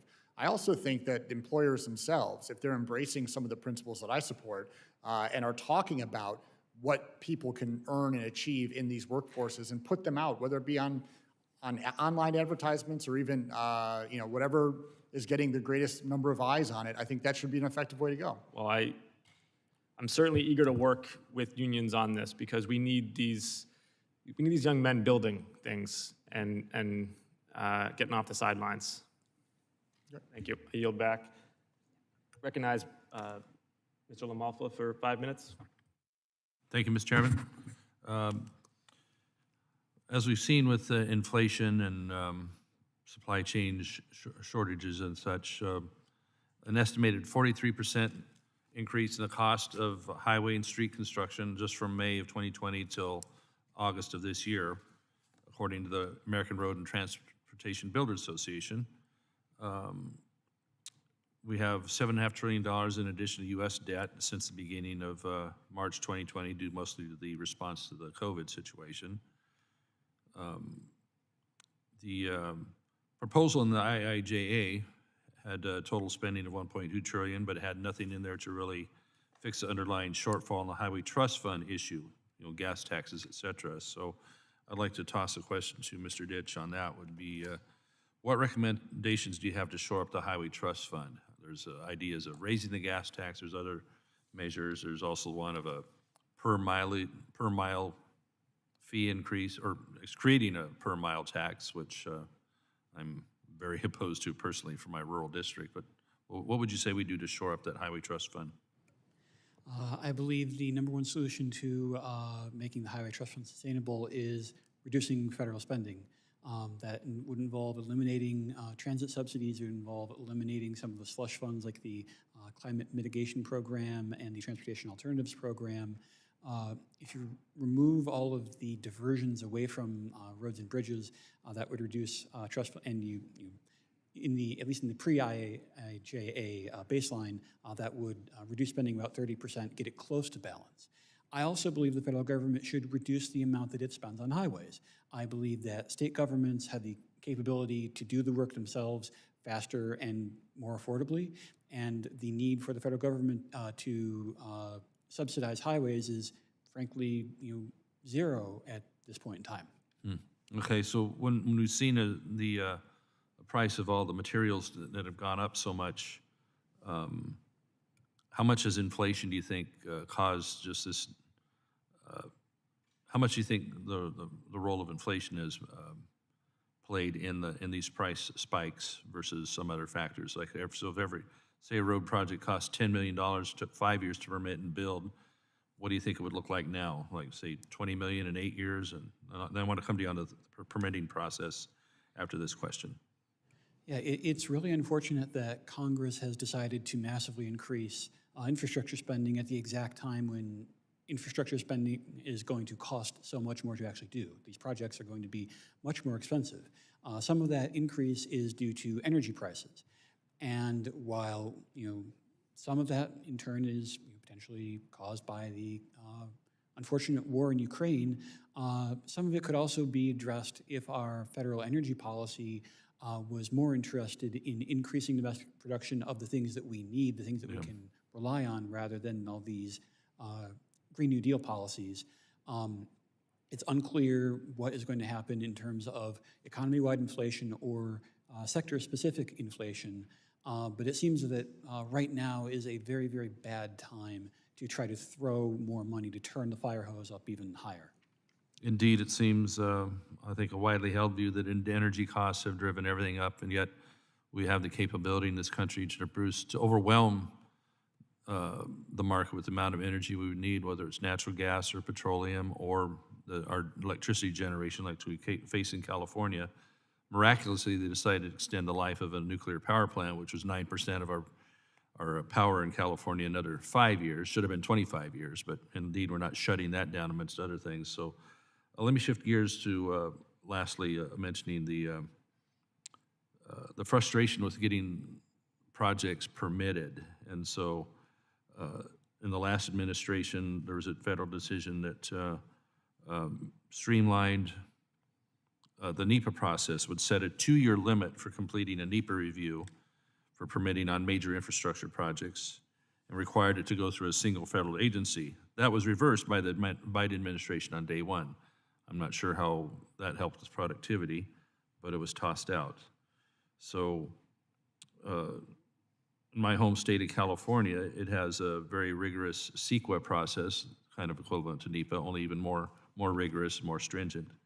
So what do you think, how productive do you think would be to have a substitution policy authority that if a state such as California and several others have already their own level of NEPA process that is equivalent to or even more aggressive than the federal one, would that not be a productive way to have one-stop shopping for permitting and getting things done in parallel instead of stacking permit processes? Please, and we actually had such a thing in the 2015 FAST Act, but it never got put into place. Please comment on how you think that could be cost-saving-wise and time-saving-wise. Frankly, you mentioned your home state of California. I think that if you look at the trends for California, they're not very positive, and a lot of that has to do with the amount of bureaucracy, the attempt to control everything centrally, and then we can turn to what happened with the California high-speed rail debacle, some of which unfortunately was received a few $1 billion of federal funding. That project has is estimated to cost several times what it initially did. It's years and years and years behind schedule. We don't want to follow the California model in the country, and we really don't want to impose that sort of one-size-fits-all, bureaucratic, centrally planned approach to infrastructure. And unfortunately, with each successive round of infrastructure spending, the federal government takes over more areas that used to be controlled by state and local governments, and we're going to take the country in the direction of California. And I think people are voting with their feet in terms of whether that's what they want. Yeah, indeed. Had California been required to do high-speed rail, I call it high-cost rail project on its own without federal help, it's going to look for more federal help too, because the original idea that was sold to the voters on the ballot was $33 billion. It quickly increased to $42 billion in a year. 2 years later, it was $98.5 billion, and now it's about 120, and they only have a little bit going between an almond orchard in one end and I think Merced in the other. So it's a boondoggle. We can't have the federal investing in things that don't work. So I appreciate how you'll back, Mr. Chairman. Chair recognizes Mr. Garcia for 5 minutes. Thank you, Mr. Chairman, and to all of our witnesses, thank you for being here today. I also want to echo the accolades of our chairman and, of course, his great legacy. And, of course, next year when we walk into that room, I vow to solemnly bow at his picture in the room. So thank you, Chairman, for a great run leading our committee. I'm going to ask our witnesses to be as concise as possible in their answers. I'm trying to get 4 questions in, so thank you so much for your indulgence. First up, from Ms. Sarah Nelson, in 2020, I led a letter to leadership expressing concern with airlines spending over 96% of free cash flow on stock buybacks from unused funds under the CARES Act, the Payroll Support Program, rather. I even questioned former Boeing CEO Dennis Muhlenberg for reaping millions in stock buybacks. Are you concerned with the expiration of the stock buyback and how that will be tied to pay? 1, and 2, would you agree that these funds can be used to prioritize payroll payments, staff levels, benefit, and minimum wage assurances? Yes, thank you for the question. So first of all, I just want to make clear, the Payroll Support Program put a cap on executive compensation that extends through March of 2023 and bans stock buybacks and dividends through September 30th, just tomorrow. And the result of that was that this was the only industry where inequality did not grow. And we are not done with recovery yet, so we are very concerned that the $39 billion that went out the door from 2014 to 2019 in stock buybacks, and during a time when the airlines were making profits, they were still cutting back on staffing and the number of people that we had at work to handle the demand. We are suffering from the results of that now. People are not able to work at the rate that they were before. It has been too hard to work 2 and 3 jobs just to get by with the 20 years of austerity that we've been working under. And this is no time for cash to be going out the door in stock buybacks, essentially a greed tool to send money to Wall Street when we need to invest in the operation, invest in the American workforce, and put us in a position where we can say to the next generation, these are good jobs to come to. They're good union jobs with good pay, benefits, and a secure retirement. And so that's what we need to do rather than investing in stock buybacks. And that's why I look forward to working with you on the Reward Work Act, my bill, and I thank the chair for serving as co-lead in its introduction. Question for Mr. Regan.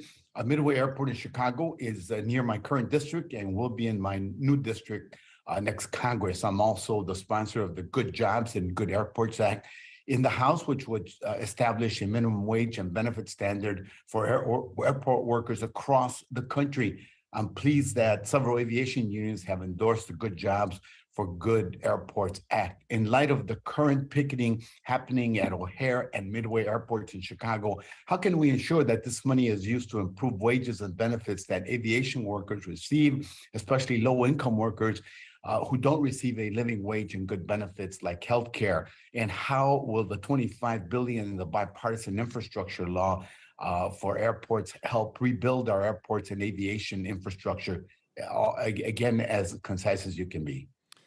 Yeah, thank you for that question. And obviously, we are in complete agreement when it comes to making sure that these workers are supported. They are, in many cases, the contractors, work for subcontractors. They're the lowest paid people in the entire aviation industry, and they deserve better support from the federal government as we start utilizing all this money. I think one thing that the federal government can do is really incentivize the increase in better jobs, or wage raises, benefits, things like that at the front end when airports are applying for greater funds. They're going to be looking to expand airports all across the country, and it's going to be a big amount of money that's going out. And if we are putting it at the beginning that we need to have labor peace agreements, if we have to have certain wage requirements as a condition of making sure that this money is going out the door, I think that will go a long way towards ensuring that people actually start treating these workers with the dignity and respect that they deserve. Thank you so much. Running out of time here, I want to ask one more question to Mr. Regan on rail safety. Chicago is the center of this country, of our rail network. The IIJA takes a number of important steps towards improving highway and trucking safety with the goal of reducing tragic accidents and fatalities on our highways. And it's evident that these efforts are more needed now than ever, as NHTSA reported the traffic deaths reached a 16-year high in 2021. To be blunt, what's going on here and why are Amazon's operations so unsafe, and what threat do they pose to the promises of the IIJA? I think the chairman is telling me my time's up. Time has expired. In writing, I'd appreciate it. Thank you, Mr. Chairman. I yield back. Gentleman yields. Written responses would be appreciated. And the chair recognizes Mr. Nels for 5 minutes. Thank you, Mr. Chairman. I'd like to thank all the witnesses for being here today. My questions are really geared towards Mr. Garner. And I'm from Texas, Mr. Garner. I represent the 22nd District in Houston. And I'm getting a lot of questions, like most individuals in the great state of Texas. We're seeing the crisis at our southern border. And many of them are asking, many of my constituents are asking me what Congress is doing to secure our border. They ask me about these midnight flights where illegal aliens are flown all over the country. And so my question is, are illegal aliens being transported on Amtrak trains? Thank you, Congressman. So we, of course, offer trips through Texas on the South Sunset Limited through your district there, and those tickets are available for purchase. We don't have any special programs or engagement regarding any immigrant groups per se. It's really just a matter of people purchasing reservations. So the tickets are available for sale, and folks board our trains. But we do not, as part of ticketing, of course, check immigration status. Okay, and so that's a follow-up question I have as it relates to purchasing tickets. And I brought this up in a previous hearing about people that want to ride on an Amtrak train. Up here in this quarter here, I've had staff and others that have told me that they can purchase a ticket on a train, right? And they're never asked for an ID. They can carry 2 bags, whatever they want on the train. The bags are not scanned. I mean, there's no metal detectors. There's no, like you get on an airplane today, you have to give them everything but a blood sample. I mean, you got to take off your belt, your shoes, all of it. You got to have your bag matched, all of it. But on a train, it appears that you can buy that ticket and there's no real security apparatus in place to make sure you know who's on your train. So how does Amtrak, well, I mean, what are your safety procedures to make sure that your passengers are safe on a train if someone can buy a ticket, like an illegal alien, possibly, or someone else, and give that ticket to somebody else because there's no ID required? How does Amtrak justify this? Well, Congressman, the Amtrak system and transit systems around the country are open systems designed to make travel easy and facilitate mobility. And certainly we have a dedicated Amtrak police force, one that we have been growing. A lot of efforts in partnership with DHS and TSA to provide security. We do random ID checks. You need to have an identification on board. And we do spot screening, and we have a large canine force associated with our police team to screen passengers. Having said that, we would encourage and support further investment in rail security efforts. It's something Amtrak has long advocated for since the tragedy of 9/11 and since forth. So there are opportunities to invest, and we're growing our police force, and we work very closely with police forces across the country to provide security both at our stations and on board our trains. Would Amtrak support legislation to have your riders, your passengers travel through a metal detector like I have to do to get on the House floor to vote here?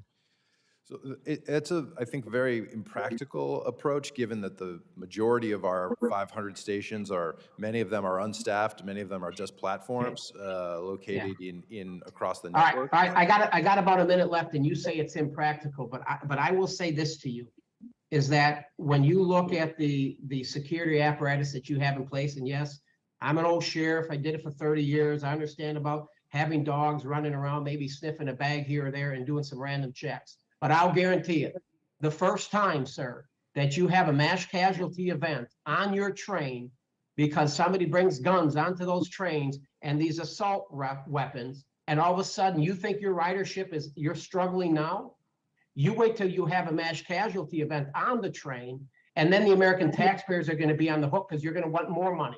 You're going to want more money because your ridership is going to say, we can't ride this train because we can't feel safe. All I'm trying to say to you is be a little bit more proactive.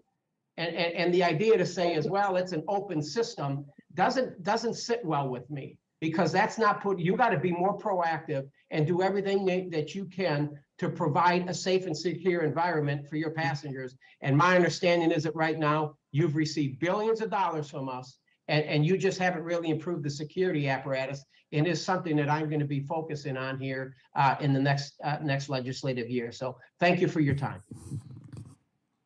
Gentleman yields. The chair recognizes Mr. Lamb for 5 minutes.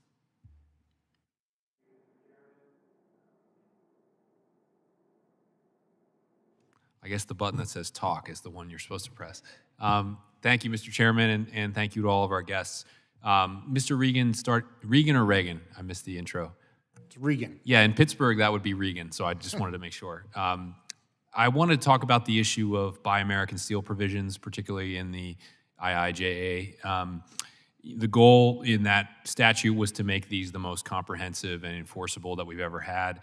I know that opinion in the steel industry is pretty positive about it, but there's always a risk of there being more loopholes or, sort of specific steel products that are difficult to obtain in America. And then there's kind of a whole separate set of issues related to the tendency of steel companies to start moving away from union areas like Western Pennsylvania to non-union operations in the South. So I was wondering if you could just comment from the AFL-CIO's perspective on kind of how we're doing on Buy America and what else might remain on that to-do list. Thank you for the question. I think that the policies that were adopted as part of the IIJA were among the most aggressive pro-Buy America policies that I've seen in my career. When you have those types of really aggressive forward-looking policies, it is going to take a little bit of time for the industries to catch up. I am trusting that the DOT, along with working together with the unions who care about these issues, that every decision they're making when it comes to implementing Buy America is geared towards that goal of getting to 100%. That is ultimately what needs to be the goal, that we don't just have, set ourselves a ceiling or a floor at 70% and then just try to scrap that together. It should be towards rebuilding our overall manufacturing capacity to actually meet our country's needs. And as I mentioned earlier, our supply chain crisis that happened earlier really laid bare where our lack of preparedness is when it comes to economic redundancy and making sure that we have the ability to provide the equipment and the raw materials that are needed in this country. So, as we start to implement this bill more, and as we start identifying where there are gaps in our manufacturing capacity, that should be the next step. Needs to be making sure that companies are aware of those opportunities and that we can start growing that manufacturing base again in this country. Yeah, no, I couldn't agree more. And, it's obviously a complicated issue that involves energy prices and things that, I think both sides have had input on here today. So appreciate that. Ms. Nelson, I missed the earlier parts of your testimony, but I know from your written submission, one of the key observations is the way that even before the pandemic, the situation was unstable for your workforce and the people you represent. And so if there's anything you haven't gotten to say yet or anything you'd like to emphasize as it relates to basically helping your members thrive a little bit better in the years ahead, changes that we can make. Every time I'm on a flight, I'm struck by how difficult that job is. And I know during the pandemic, it got a whole lot harder. So if you could just point us to some concrete ways you think we can address whatever workforce issues are going on. I appreciate that very much. And first, I'd just like to say that it was historic that unions and the industry got together to work on this relief program that really put us in a place where we are not going backwards now. We essentially froze an imperfect system. That's true. There were issues prior to the pandemic, and thank you for recognizing that. But I really do want to recognize that the industry agreed to ban stock buybacks. We hope that they continue on that. We're asking them to do that now so that they can invest in the workforce and the infrastructure. But they also agreed to a cap in executive compensation. They did not take bonuses during this time. That was said earlier in the hearing. So I want to make that very clear. And when we do our best work is when we are working together. So what we want to do is make sure that the system in place right now that promotes things like stock buybacks, where cash is being sent out to Wall Street, not reinvested in the business, not reinvested in good jobs, not reinvested in the infrastructure that's needed. I'll give you an example. When the airlines started making money, after all the bankruptcies, after the consolidation of the industry, the mergers, what we saw was staffing taken down to FAA minimum levels. Typically, at the mainline carriers, it was staffed 25 to 50% over the minimum levels, depending upon the load factors on our planes. Today, every single flight is full, and every single flight is staffed at FAA minimums levels. There's no give in the system.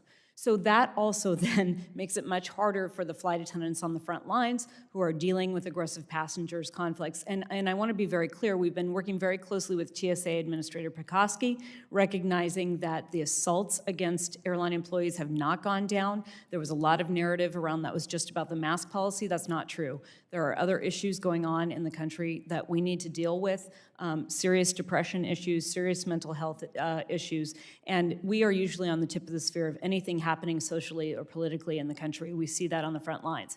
So in terms of what can help as we're coming up, we need to address the issue of staffing. We need to readdress what those staffing minimums are in relation to, it can't just be about evacuation standards anymore. There are a whole series of things that flight attendants are responsible for today. Radiation exposure, evacuation standards, a seat for every passenger on board. Thank you so much. Thank you for that. I do have to yield back. Chair recognizes Mr. Stauber for 5 minutes. Thank you, Mr. Chair. What a great discussion. Ms. Nelson, I just want to, first off, thanks for your comments. I want to just share a couple of things with you, and I'll share with others as well. Thanks for what you and your union workers do to keep us safe. Tremendous amount of responsibility during COVID. I will just add that when you're talking about your profession, make sure it's under the wings too. The mechanics and the people that push the bags as far as union workers, both above and beyond the wings. I just want to make sure that that's a whole group of people that allows us to fly across this nation and enjoy the great things that your profession does to allow us to have good ridership and safe ridership. So I just want to make sure that it's above and below the wings yes, that we recognize absolutely. it. Thank you. A couple of things, Mr. Chair, Chairman DeFazio, I wanted to talk more about the NEPA process, and I'm not going to speak for the chair, but I think that if he were here, he would probably say that this committee should have had some say in the Infrastructure Investment and Jobs Act. Do you all know that not one of us had a hearing or input on it? Yes. And that's unacceptable. That's not good governance, and we know that. We talked about NEPA. My good friend from South Dakota talked about NEPA. That does need to change. We need to change it. I just want to give you an example. In the Iron Range in Minnesota, there's the biggest copper nickel find in North America. It's called the Duluth Complex. It has 95% of our nation's nickel reserves, 88% of the cobalt reserves, over 1/3 of our copper reserves, and other platinum group metals. This administration pulled the federal leases on it, and it had a project labor agreement in it, and I supported it. Thousands and thousands of workers lost the right to mine, lost the right to go through the process. And there's a project labor agreement. I stood there with my union brothers and sisters. So help me help you on this. We talk about electric vehicles. Does anyone here ever want to purchase any critical minerals, including cobalt, with child, foreign, slave labor? If there's anybody here, raise your hand on the panel. Anybody? Okay. I want you all to know on this committee, I had an amendment that said the United States will not purchase 1 ounce of critical minerals using child slave labor from foreign nations. And it went down on a party line vote. My workers in northeastern Minnesota are ready, able, and willing to help with this supply chain. The EV charging stations that Secretary Buttigieg just brought forward to the country yesterday, no requirement for American critical minerals. The workers in my district, 0 requirement. I just want to move on to Ms. Nelson. Do you require a 4-year degree? To be a flight attendant? Yeah. No. Mr. Regan, do you require a 4-year degree? Not for most of the professions that I represent. Mr. Garner, Amtrak, do you require a 4-year degree? For most crafts, no. Okay. One of the things that we must understand is there's many people that have gone through school, college, paid for it themselves, worked while going through school, and there's many others that haven't. You are an industry that doesn't require the 4-year degree in your jobs. And so we just had a piece of legislation that allows your blue-collar workers to have to pay for others that committed to pay their own loans. The last thing I want to talk about is Ms. Nelson. I just want to share this with you all. My background as a police officer, 23 years I wore the uniform in a local police department. I organized my union. I became my union's president. Ms. Nelson, you brought up something that's very near and dear to me. The depression and the suicide in our cops across this nation because of the defund the police movement is atrocious. The training, retention, morale, recruitment is down, lower than ever. So as you go across and talk to people, would you please make sure that you talk about our men and women in blue and brown that keep our community safe every single day? You have the voice to do that, and I'm just imploring you to do that. And I yield back. Chair recognizes Mr. Allred for 5 minutes. Sure. Thank you, Mr. Chairman. I'll just say that the House spent months and had hundreds of amendments on a House infrastructure bill. The Senate, of course, incorporated some of that in the IIJA. So I think it's a little bit disingenuous to say we had no input into it. I think that our bill was better than theirs, but I do think it was a huge advancement for us. In fact, the largest investment in infrastructure since the Eisenhower era, and as Chairman DeFazio likes to point out, even larger than the investments from the Eisenhower era.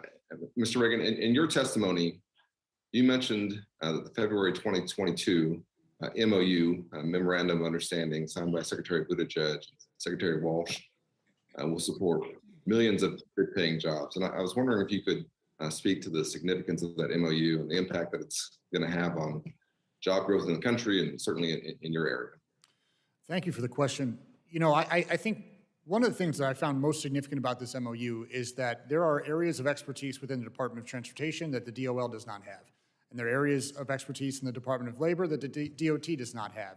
And I think one of the key parts there deals with apprenticeship programs and job training requirements that DOL has dealt with extensively, and that DOT wants to adopt and bring in to make a key part of how they're rolling out this infrastructure spending money that comes in their jurisdiction. So I think it's actually really a really important step and far more meaningful than I think it's given credit for, that they have partnering and brought the shared experience and shared expertise between those two agencies together to actually deliver on projects that are going to create the best quality jobs and the best pathways to success for individual workers across the country. That's great. Well, I'm glad to hear that. I'm a big believer that unions strengthen our middle class.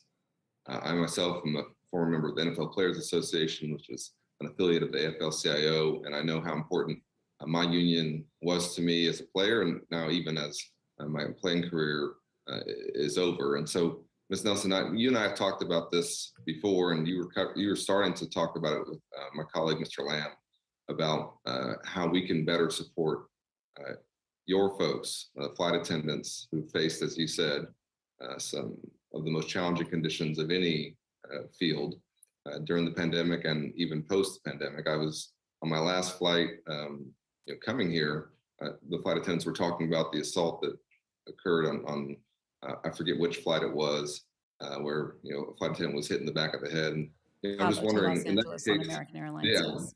Yeah, that's right. And obviously on that flight, there was again an issue around jurisdiction that you and I have talked about before, and when the plane landed, who was responsible for what. Can you just talk about how we can better support safer working conditions for flight attendants?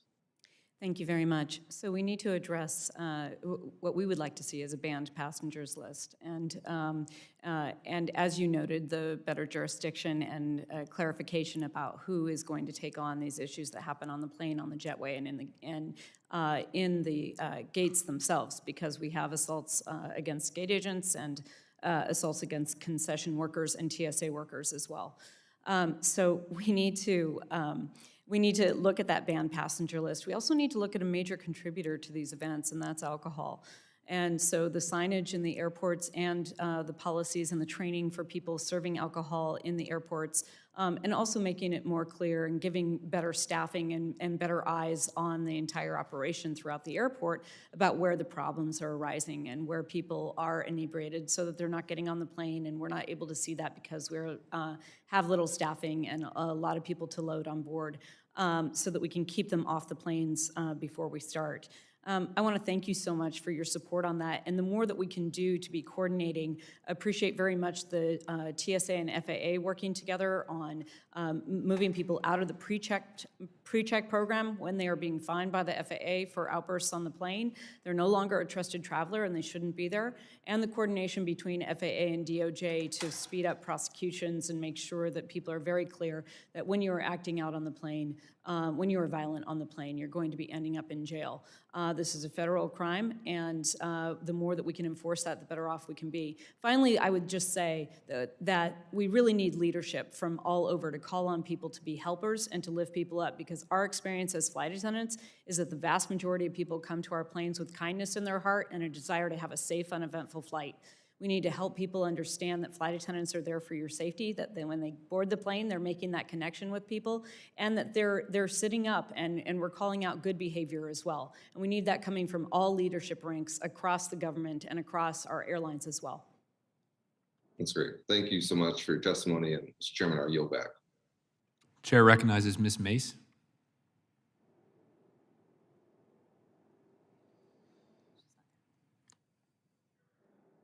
Chair recognizes Mr. Desaulnier.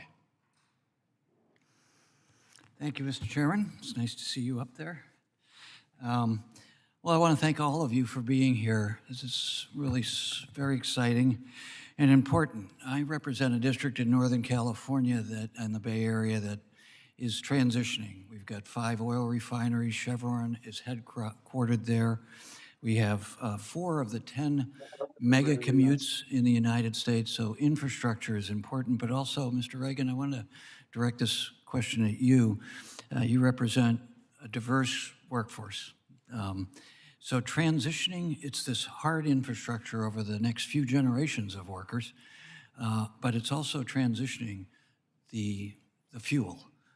Major part of the bill that I was able to get in was a bill that I had on clean corridors.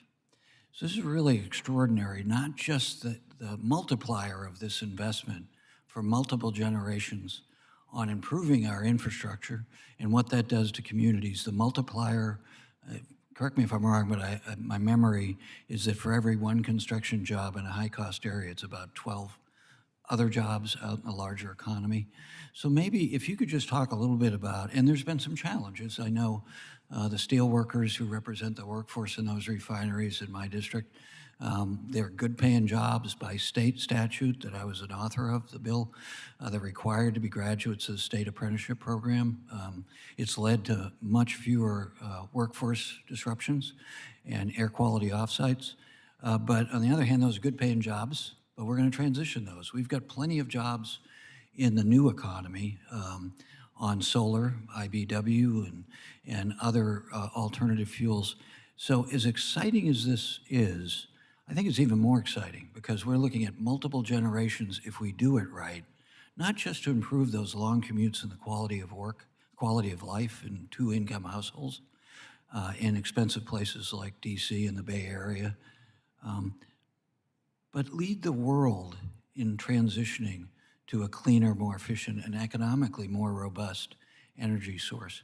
So for your memberships, there are challenges to that. People have to be retrained and respected. Maybe you could talk to that a little bit about what you see from a multi-generational standpoint of the benefit of this investment. Well, I think the investment is critical to our country. I also think that it's too often dismissed that many of the new green energy jobs do not have the same pay or benefits or job training requirements that exist in some of the more traditional, whether it be in the building, like the pipeline work, or whether it be even in mining or places, or in fuel refining. So I think we do need to have a real focus on making sure that it's, the word just transition gets thrown around a lot, but I actually think it needs to be that we have a true, genuine transition where you're not asking people to take a step backwards.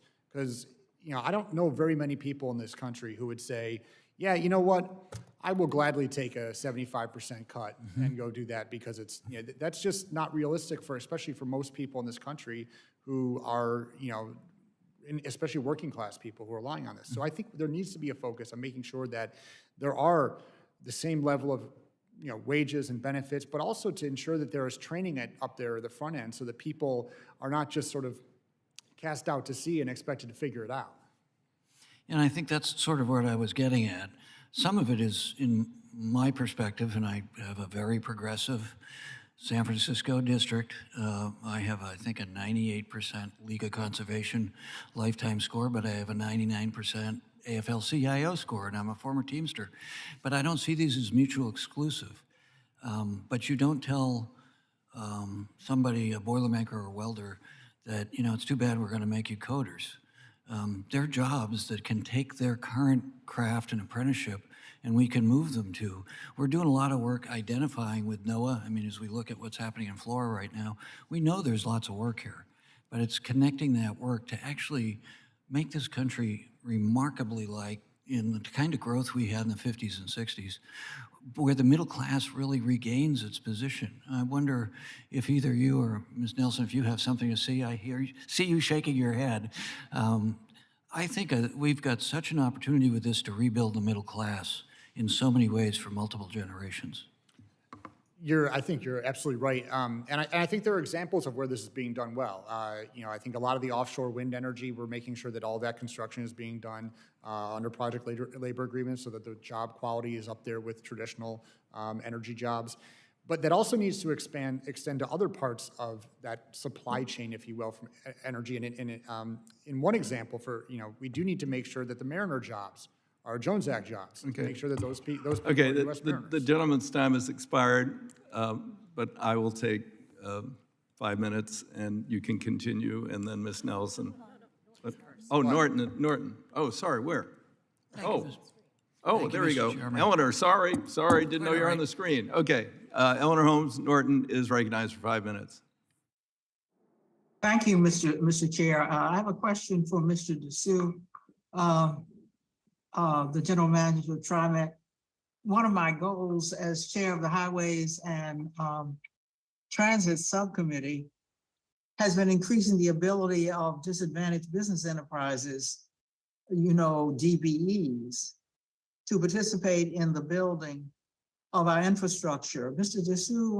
Dessou, I understand that your agency recently completed a new bus rapid transit project that had DBE participation at a rate of 84%. Now that's a record for TriMet on a major capital project. Can you tell me what benefits TriMet saw from inclusion of minority and women-owned businesses, and what advice you have for other agencies looking to increase their DBE participation?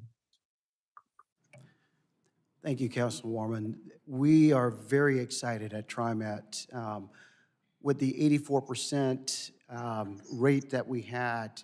I would start off by saying partnerships are very key to the community, making sure that we engage disadvantaged business enterprises to be part of the projects that we have. So we start with really connecting and building those relationships with the partners in the community. Also on this project here with the 84%, which is the largest in the state of Oregon from a project standpoint, and we're really proud of that. Thank you. Mr. Garner, 2012, Amtrak announced a master plan for the development of Union Station here in the District of Columbia. The $10.7 billion Washington Union Station expansion project will renovate facilities and over 25 acres of tracks, double rides capacity, ensure ADA compliance, address decades of maintenance backlogs, eliminate rail bottlenecks, and create an estimated 67,000 construction jobs. Mr. Gardner, when does Amtrak expect to start receiving funding under the bipartisan infrastructure law or other sources for the Union Station expansion project? Thank you, Congresswoman, and thank you for your interest and leadership on this project. I know it's been very important to you. As you know, we are still in the environmental process, which is led by the FRA to finalize that environmental impact statement for that future vision that we laid out quite some time ago. We've been in great conversations with our partners at USRC in the district and with the federal government and FRA in particular about advancing this program. So our expectation is that that environmental work will be done towards the end of next year.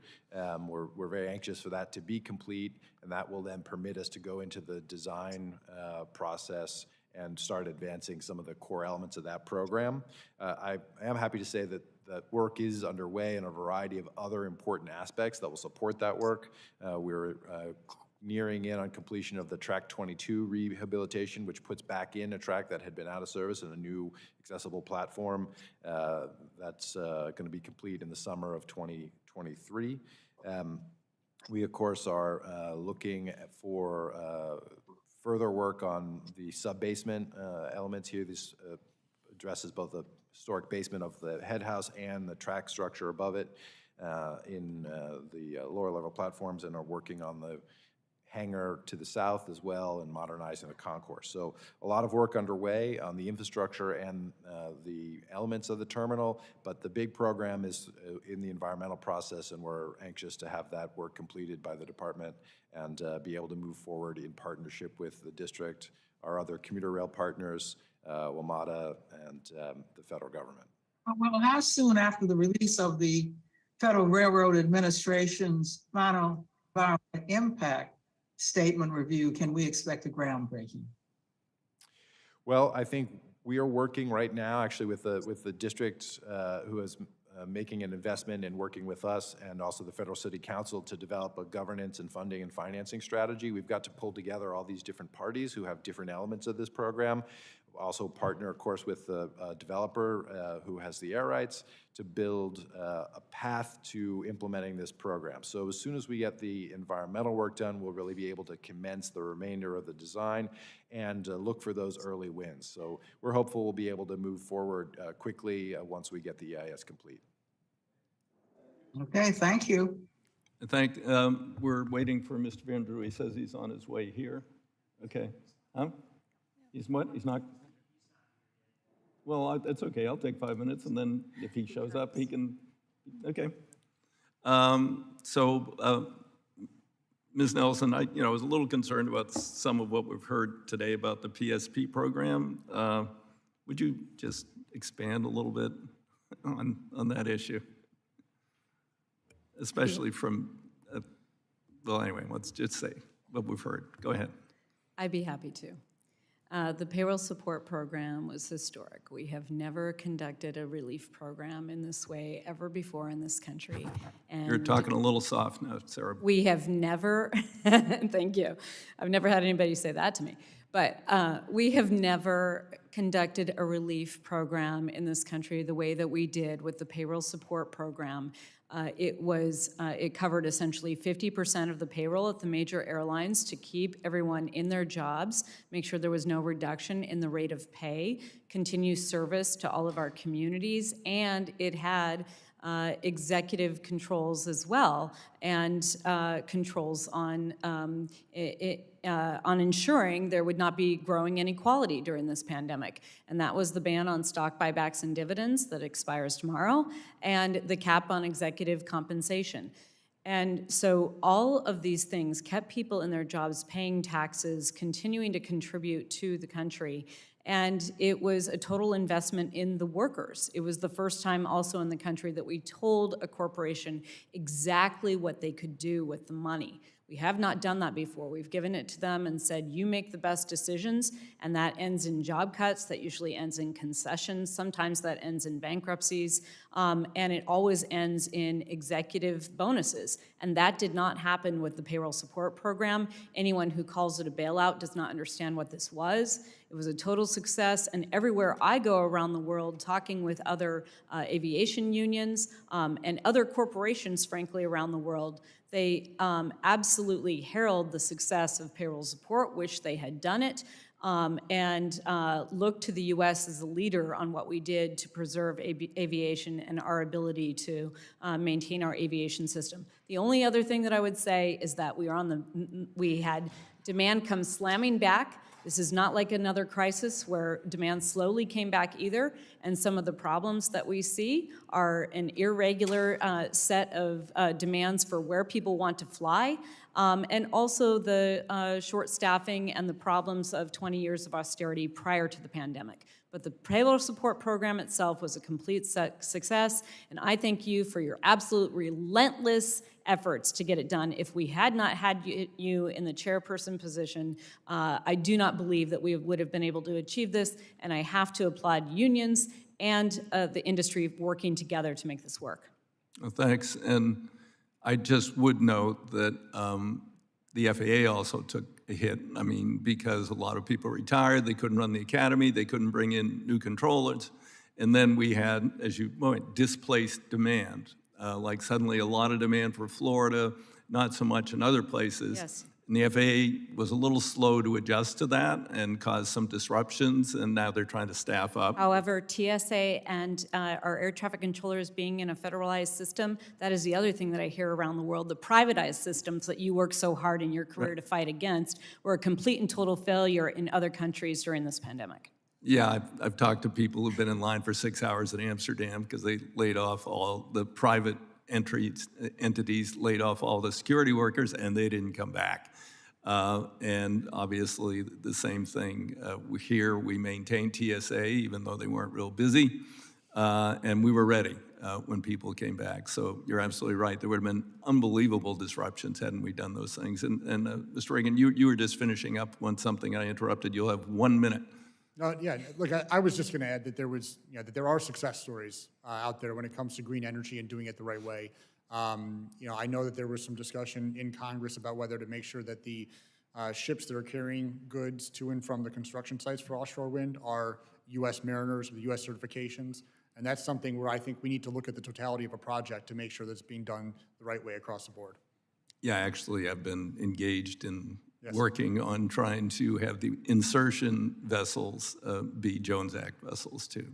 And the crews of the insertion vessels in the interim, which are foreign, operating in U.S. waters, should be, U.S. workers, or at least paid adequately, which they aren't. So, thank you. I guess Mr. Van Drew didn't get here, so I think at this point we're going to conclude. So that would conclude our hearing. I'd like to thank all the witnesses for your testimony. Comments have been informative and helpful. Asking unanimous consent that the record of today's hearing remain open such time as our witnesses have provided answers to any questions may be submitted to them in writing. I ask unanimous consent, without objection, that the record remain open for 15 days for any additional comments and information said by today's members or witnesses to be included in the record of today's hearing without objection. So ordered. The committee stands adjourned.